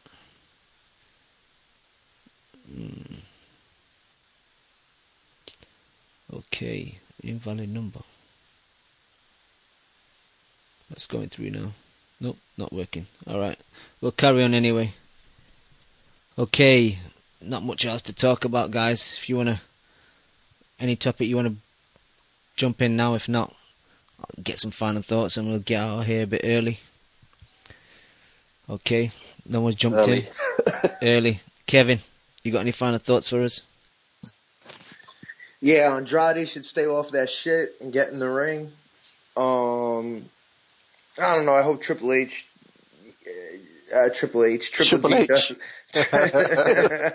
the game. I hope Triple G does spark this guy out. I hope he doesn't go rounds. And if he's going to get hated on, I'd rather him get hated on for, dropping dude in 3-4 rounds. And that's pretty much it, man. Yeah, Nice. just quickly, Cam, as well. I think Ahmad was asking about Smith and Abraham. We talked about that a little bit, didn't we? Yeah. But I think Abraham will stop Smith in 6 or 7 rounds this time. Sorry about that, Liam. Get out of here. Get out of here. Kennedy. Sorry, guys. What's happening, Chew? What's up? You just Where's the finished. show? You just finished work. You got any leftovers that you're taking home? Man, they're all mine, bro. I'm fucking hungry as fuck. No. Ready to talk boxing. What's up? All right. We were going to end the show, but we've got MV2 on the show on the line now, so we can continue. All right, Chew, let's break a few things down. Carson Jones versus Brian Rose, controversial stoppage or not? No way. No way. It was just, I love that fight. The best part was Jim Watt saying that it was going to be an early night for Brian Rose. You're right it was, Jim. You're right it was. The fucking Carson Jones hit him with a punch. The fucking span him like the Wheel of Fortune. Honestly, man, it was amazing. Brian Rose is I'm not going to say a bum, but he's improved with his physique and shit, but that's boxing for you. One punch changes everything. And honestly, he was doing a little dance. I thought the stoppage was just. It was boogieing like it was 1957. It was fucking hilarious, bro. Chew, if you were Rose, would you go for the immediate rematch or go in a different direction? Immediate rematch, because I can see both points of view. I can see why, because as soon as the ref stepped in, he was fine. But I can see why the ref stopped it, because he was all over the shop. You know what I mean? So if I was the referee and I was seeing Brian Rose's legs doing that, I'd stop it as well, man. Yeah. It's boxing, it's no cycling. If his legs are doing that, then, he needs to make sure he's safe. You know what I mean? So, no, I see what you're saying. Did you manage to see the Orman Flanagan fight? What weight class is that, bro? That's lightweight. Alright, no, man, I didn't see it, bro. I only saw the main event. But I was only just talking about this black hole that is manufactured as Floyd Mayweather, man. No, you can't talk about that. You know the rules, Chew. Come on, bro. Come on away. Just, I feel it's time to talk about it, man, but... Go on, then. Everybody's talking about, the reason the fight's not getting made is Floyd, but... man, I think it's the opposite. I think it's money. Why? I think it's money that's holding the fight up. Why do you say that? He's just so gullible. He's just so gullible, man. Just so gullible. I mean, everything that people tell him, he believes. Like if Manny was to go on Deal or No Deal, you'd probably think that the dollar was in every box. And the guy calling him up would be Bob Arum to make a deal with him. You know what I mean? He's just so gullible, man. Everything Floyd tells him, he believes. Like, the one making all the press statements is Manny. MV2, what the fuck are you talking about? No, well, listen. Everything Floyd tells him he believes. Everything Arum tells him he believes. Of course.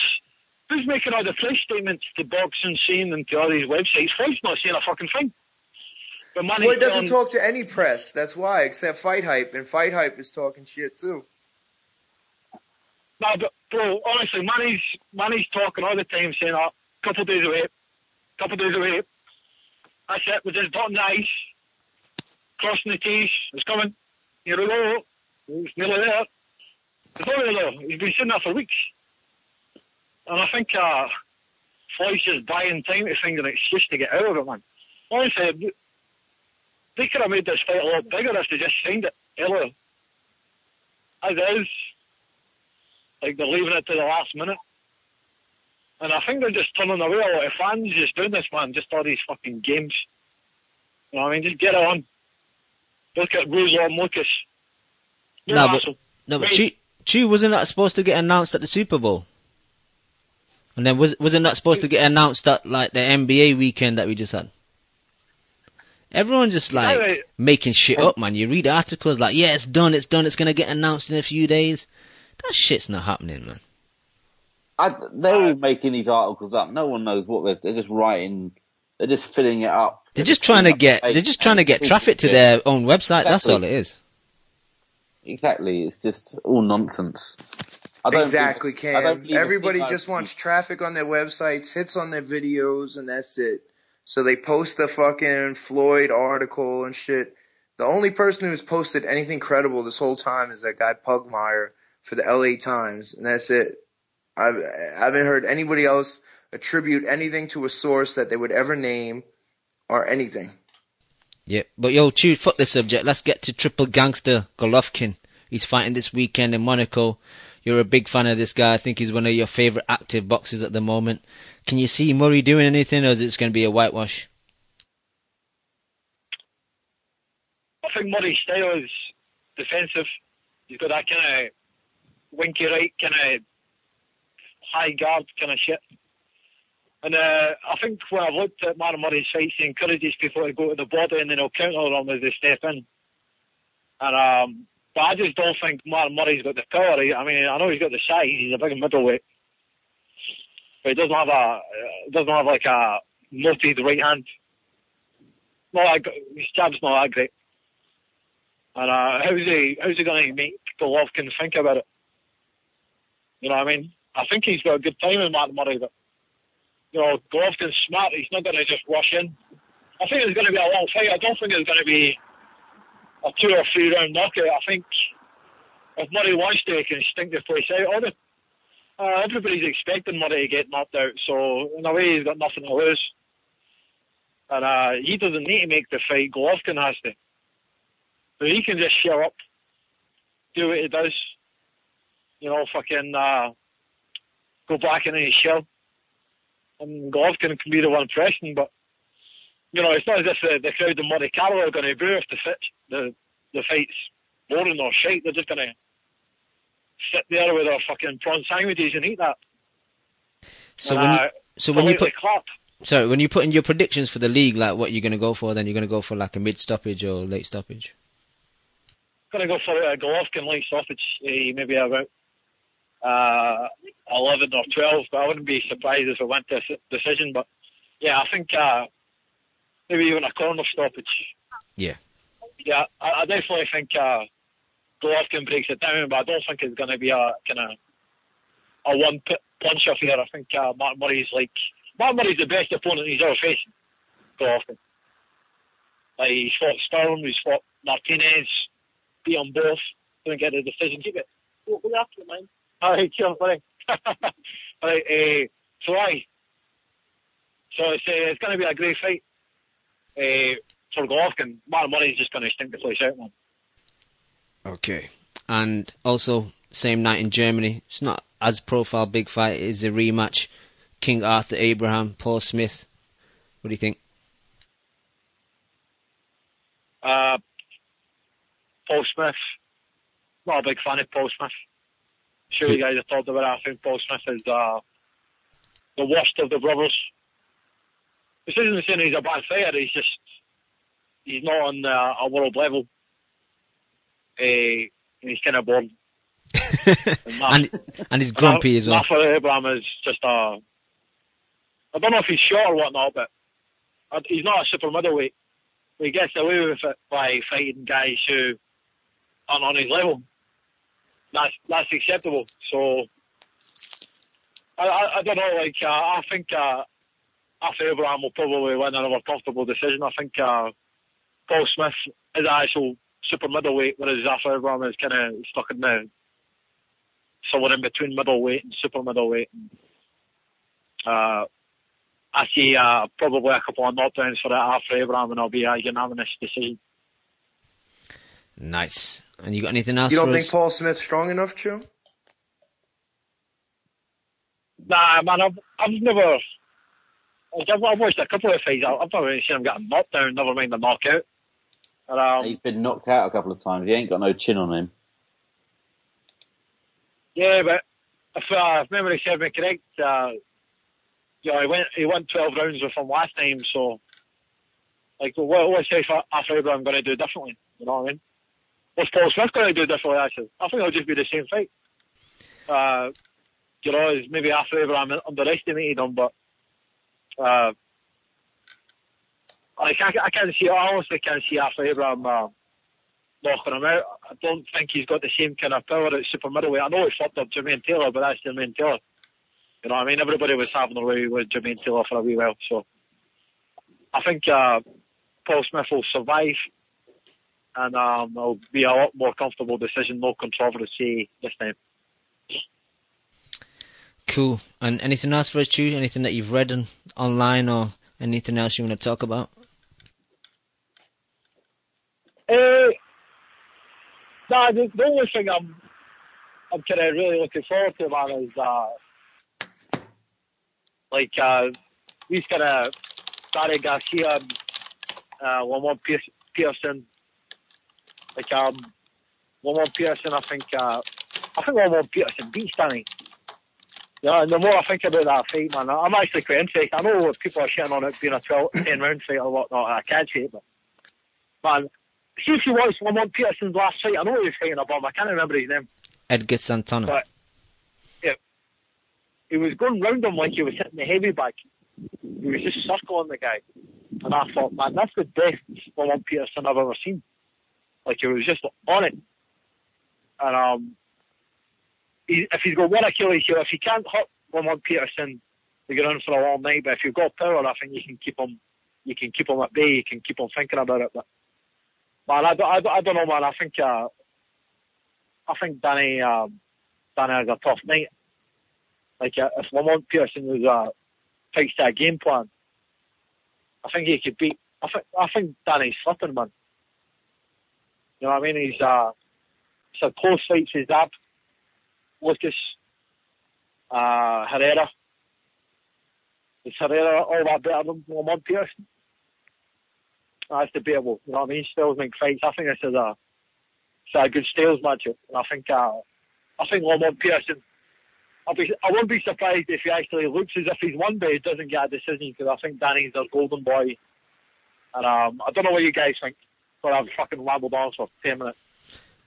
It's cool too. It's cool. Regarding Peterson, Danny, I think it's going to be a close fight. I think, even though I dislike both of them for obvious reasons about my friend Mr. Khan, I think that Peterson is underrated. I think, and I think his style would definitely cause Danny a few problems.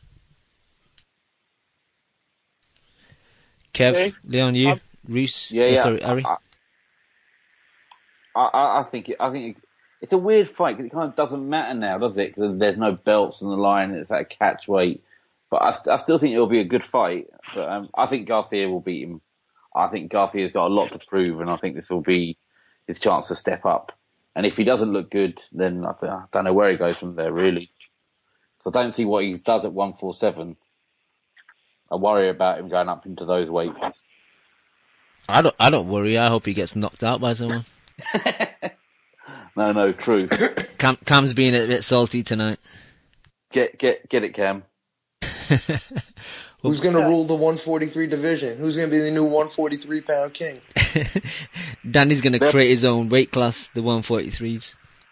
Jesus Christ! Yeah, somebody was arguing with me saying that they'll both be at their best weight, but I'm like, who says Peterson? Peterson makes 140 no problem. Yep, I think he made that against Santana. Yeah. Yeah, he makes 140 no problem. He's not a big guy. He's very slender.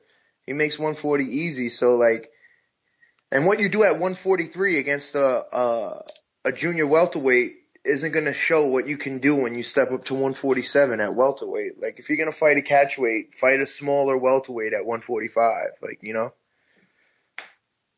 Exactly. Yeah, I've never got a problem with that, though. I know a lot of people do, but he's just dipping his toe. Like, he's just want to dip his toe in that. Like, clearly, Danny's dad thinks his best weight class is 140. He can't make it anymore, so there's a compromise, 143. No, I'm just going to advocate here. So what's the point of this fight, Chew? If neither one of them, if he can't make 140 anymore, none of the belts are on the line, who cares? It is pointless. Wouldn't you have rather seen, like, one of them fight Broner or one of them fight Postal or drop the belt and let, like, Postal fight Peterson or something like that? I mean, the point of the fight is a showcase fight for Danny. He's expected to win. All the circumstances of the fight has been set up for him. You know what I mean? So his weight class, no belt, against a guy who can't punch. But that said, I've not been impressed by Danny's last couple of performances, so if he's slipping, I don't know, man. I just think that Ormond Pearson is a good inside fighter. Like, he'll be on his chest all night. And I think Guerrero kind of laid a game plan how to beat Danny. And if he kind of follows a kind of similar game plan, you know, jabs to the body, fucking varying the jab, fucking switching off of it, being right on him, pressure fighter. I think Danny could have some problems, man. And it's going to be an interesting fight. I think it's a better fight than people say it is. Like, say you want about Lamont Pearson, he's an exciting fighter. Like, he's kind of like Timothy Bradley in a way. Can't pop much, but he's going to be in your face the whole night. Except he even got battered by Bradley and dropped. So, you know, doesn't have the best chin in the world. But I don't know. I like him too. He fights inside. So he looks like a guy who should fight outside. He has that build, but he fights inside. So he's exciting and he has exciting fights. I think all the steam got taken out of the fight when you heard it was a catch weight and not a unification title. It's basically a pointless fight to me. I see what you're saying. I definitely see what you're saying. It's lost there, but they're not going to put all the chips in the... To me, I would rather have had Peterson fight one of the top 140 guys, which would be a fun, good fight, and have Garcia fight somebody else and have it as his first move up to welterweight and do it that way. Bring a welterweight down to 145 and do it that way. And then you could have two fun fights instead of one meaningless fight for no titles. Just so you know, they could vacate when Garcia moves up and give it to Broner or somebody else, and then Peterson could keep his title after losing for the second time in a title fight. So do you think Al Heyman's just putting this fight together because it looks good on paper for everyone to say, oh, he's getting it off? That's exactly what he's doing. Yeah, he's promoting it. Yeah. He's promoting it as champion versus champion. Without there's no championship online. Yeah. It's bollocks, really, isn't it? The more you think about it. It's a good fight, like although it still is a good fight. but it just seems like a waste of time for not doing it for the belts. Exactly. I think it would have been for the belt. It would have been for the belt if they could make weight. But why can't Danny make weight? He should be able to make weight. He's a big 140. Yeah, he's getting big now. He's getting older. He's grown into a body a bit more. You can understand that. I'll double check. Anyway, guys, I've took you down this black hole enough, and I've probably got tons of background noise, so I'll let you guys go. Right? Yeah, if he can't make weight, he should have just dropped the title and move up. Yeah, exactly. If he can't make weight, you move up to the next division. I have no interest in watching him fight at 143 because that against a junior welterweight, because that's not going to gauge how he's going to do when he moves up. Like MV Chu said, he's sticking his toe in the water. Well, that would be if you fought somebody that's bigger than you. He's fighting somebody smaller than him at a catch weight. That doesn't make sense. Yeah, Garcia's 27 in March. So, yeah. No, but Kev, what I'm saying is... Sorry, 2 seconds. Yeah, what I'm saying is sorry, literally 2 seconds. What are you doing, Chu? Chu ordering some food? Deep fried Mars bars, isn't it? He's getting 2. Saving 1 for later. Exactly. For breakfast. Alright, so I'm back, bro. No, Chu, we want to know what you ordered. What did you order? What did I order? One of the naked smoothies. Okay. There's 250 ones. Not playing up to his stereotypes. Nah, what do you think it was going to be? Deep fried Mars bar. Nah. Oh, man, I can't have them anymore, man. I'm too old. They just fucking kill me, man. Sorry to ruin your train of thought, Chu. What were you going to say? I can't see the point in the fight. Like, what if Danny loses his first fight on national TV? That's him, game over. It's a lot of pressure, you know what I mean? So, it's kind of like, it's a safe fight. But it's still a tough fight. He could lose that fight. But if he's going to lose, this is still got the belt. Isn't the belt meaningless, though, if he loses? Well, that's a good point. Yeah, it could be, but if he does lose, at least he can say, "Oh, is that a catch weight?" Yeah. Like, that's the whole point of this fight, isn't it? But the point is, he's done so much damage to his career already with the Herrera fight and the Salka fight. I just don't think this is doing him any good. Even with Peterson, people don't really look at him as a champ, because he lost to Matisse. Is that a catch weight, No one really considers him the IBF champ, even though he still is. Like IBF is crazy for that. I don't understand how he's still. And it's not like them. They usually don't put up with this shit. Exactly. People give Danny a hard time because of the Salka fight. Danny Garcia's fought a lot of tough guys. No, but I think people give him. People wanted him to rematch Herrera, and I think that everyone wanted to see that because that was a very, very close fight. Most people saw it in Herrera's favour. If he'd just done the rematch and beaten him, he would still be cool. I think. Yeah, but like he gave Herrera a shot. Herrera stopped close. I thought that fight was. I thought Herrera. If anyone won that fight, Herrera won it, but it was close, man. Like I'm not really going to be one of these guys to say that it was a robbery. No, man, it was a close fight. Like I had a draw. I had that fight a draw when I watched it. That's because I was being generous to Danny in the swing rounds. I was scoring it the way I thought the judges would score it. And I scored it a draw. But in reality, probably Herrera won that fight. But Herrera's a great fighter. A really fucking good fighter. But, a guy like Benavidez, he should be the one getting the shit because he definitely didn't win that fight against Herrera. But, Danny Garcia is just one of these guys that everybody loves to hate. But then again, he fought Lucas. He fought Herrera. True. Amir Khan. Where did all this Danny love come from all of a sudden? You know what, man? If I see someone getting like a lot of shit, like it's like trendy. It's like you want to defend him. Trendy. Oh, man, I'm just playing devil's advocate, man. Fair enough. Because there's going to be people, there's going to be, shout out to Ned, to the boxing boys, there's going to be fans of Danny Garcia who are kind of rightly, in my opinion, thinking, why does this guy get so much hate for fighting the best guys, apart from Rod Salker? So after fighting Rod Salker, I can understand if people are saying, okay, right, now you need to have a tough one.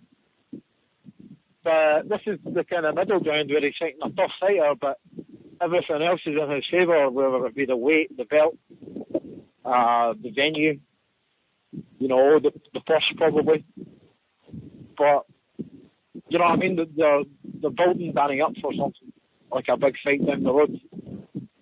And if he loses to Ormond, then, you know, it's back to square one. That's why if Danny fights Lamont Peterson, he's the one with everything to lose. Lamont's bringing nothing to the table, so I can kind of see the point of, okay, why am I going to kill myself to fight this guy if I can't make the weight?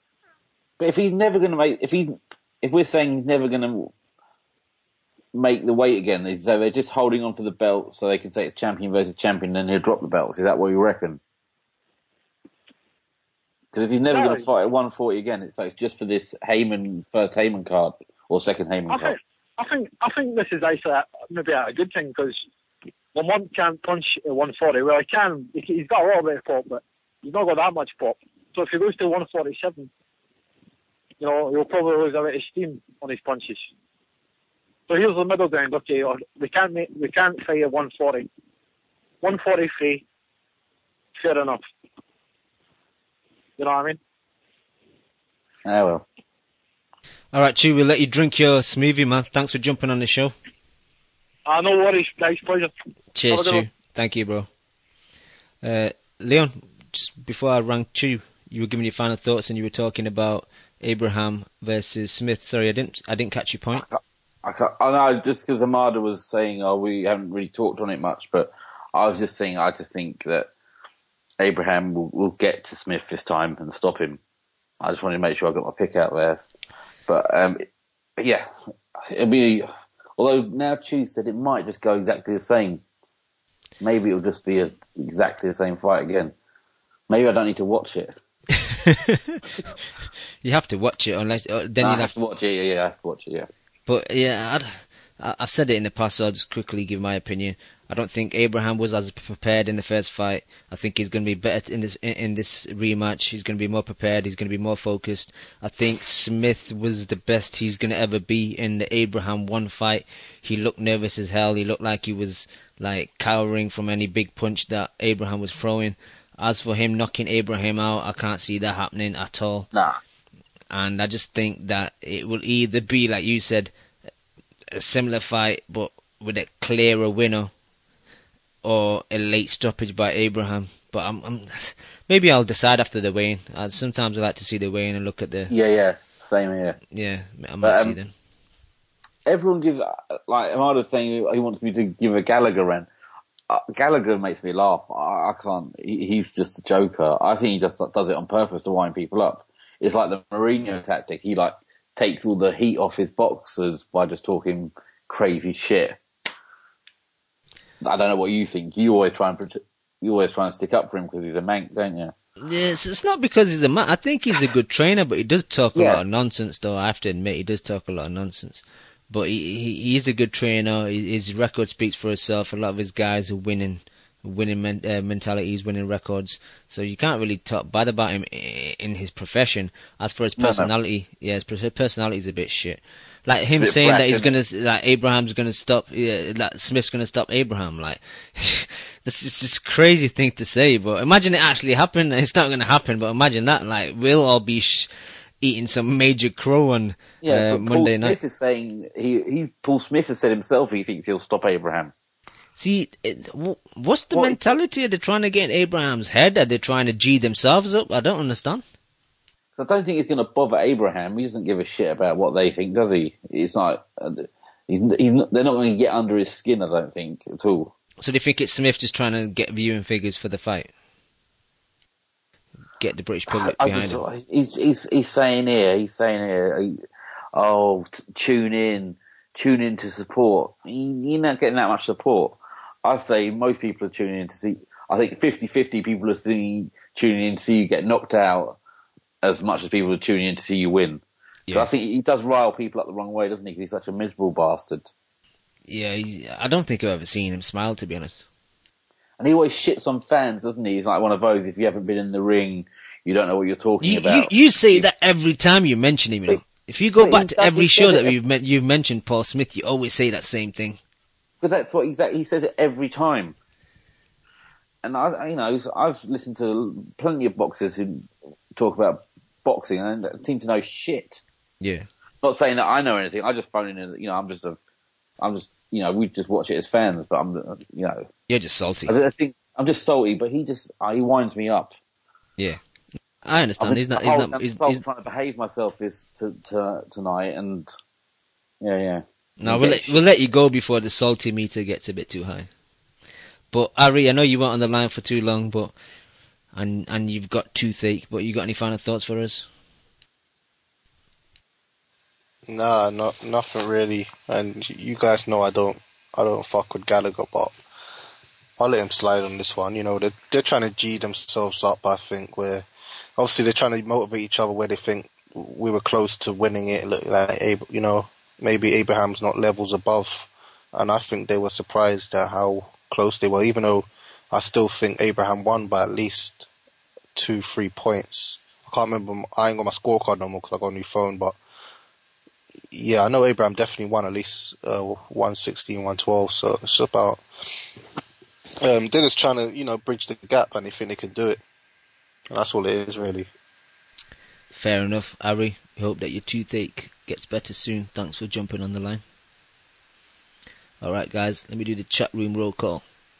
We have Casual Fan, Harvey29, Beast Mode, Monaco 78, London Box, Hamada UK, Roos, Nesmatic, KH, Basilius, Kid Galabum, Tony Bellew, TBE Chef, Marcus UK, Nunez 83, Z334, PM versus Brandonian 3030, Low Country, Loco Mexican, BRD Hey, Nothing for Something, Ari Gold Boss, Adam Lane, Nick G, Jack Captain, Maidana is King, Death via Prozac, and 12 guests. I just want to give a shout out to Tom Davis. I talked to him on Twitter. Tom was the guy that asked Steve Lillis last week whether the Flanagan fight was going to be 10 or 12 because there was a bit of confusion. If it was 10, then I would have put 10. It would have been voided on the Predictions League. So for the people that got points on that fight, thanks to Tom. All right, guys, we'll be back next week to review Triple Gangster. Peace. You just listened to the Boxing Coalition. I did. Man, I love boxing. I fucking love boxing. A big shout out to the Boxing Coalition. You're a newbie. No, I ain't new, man. If my fucking next door neighbour became the #1 flyweight in the world, you know what I'd do? I'd fucking walk past the cunt. Derek, how you doing, bro? I was physically bun you, blood. I disagree. First time I hear the song, man, it was fucking badass. Vamos a Argentina, la concha de su madre. I see the bomb in them. I get home and she's like, what the fuck? Me and the kid are here. Why don't you get home and talk to us? I'm like, man, you guys don't know shit about boxing. Kel, how does it feel to be the new IBF champion? Feels great.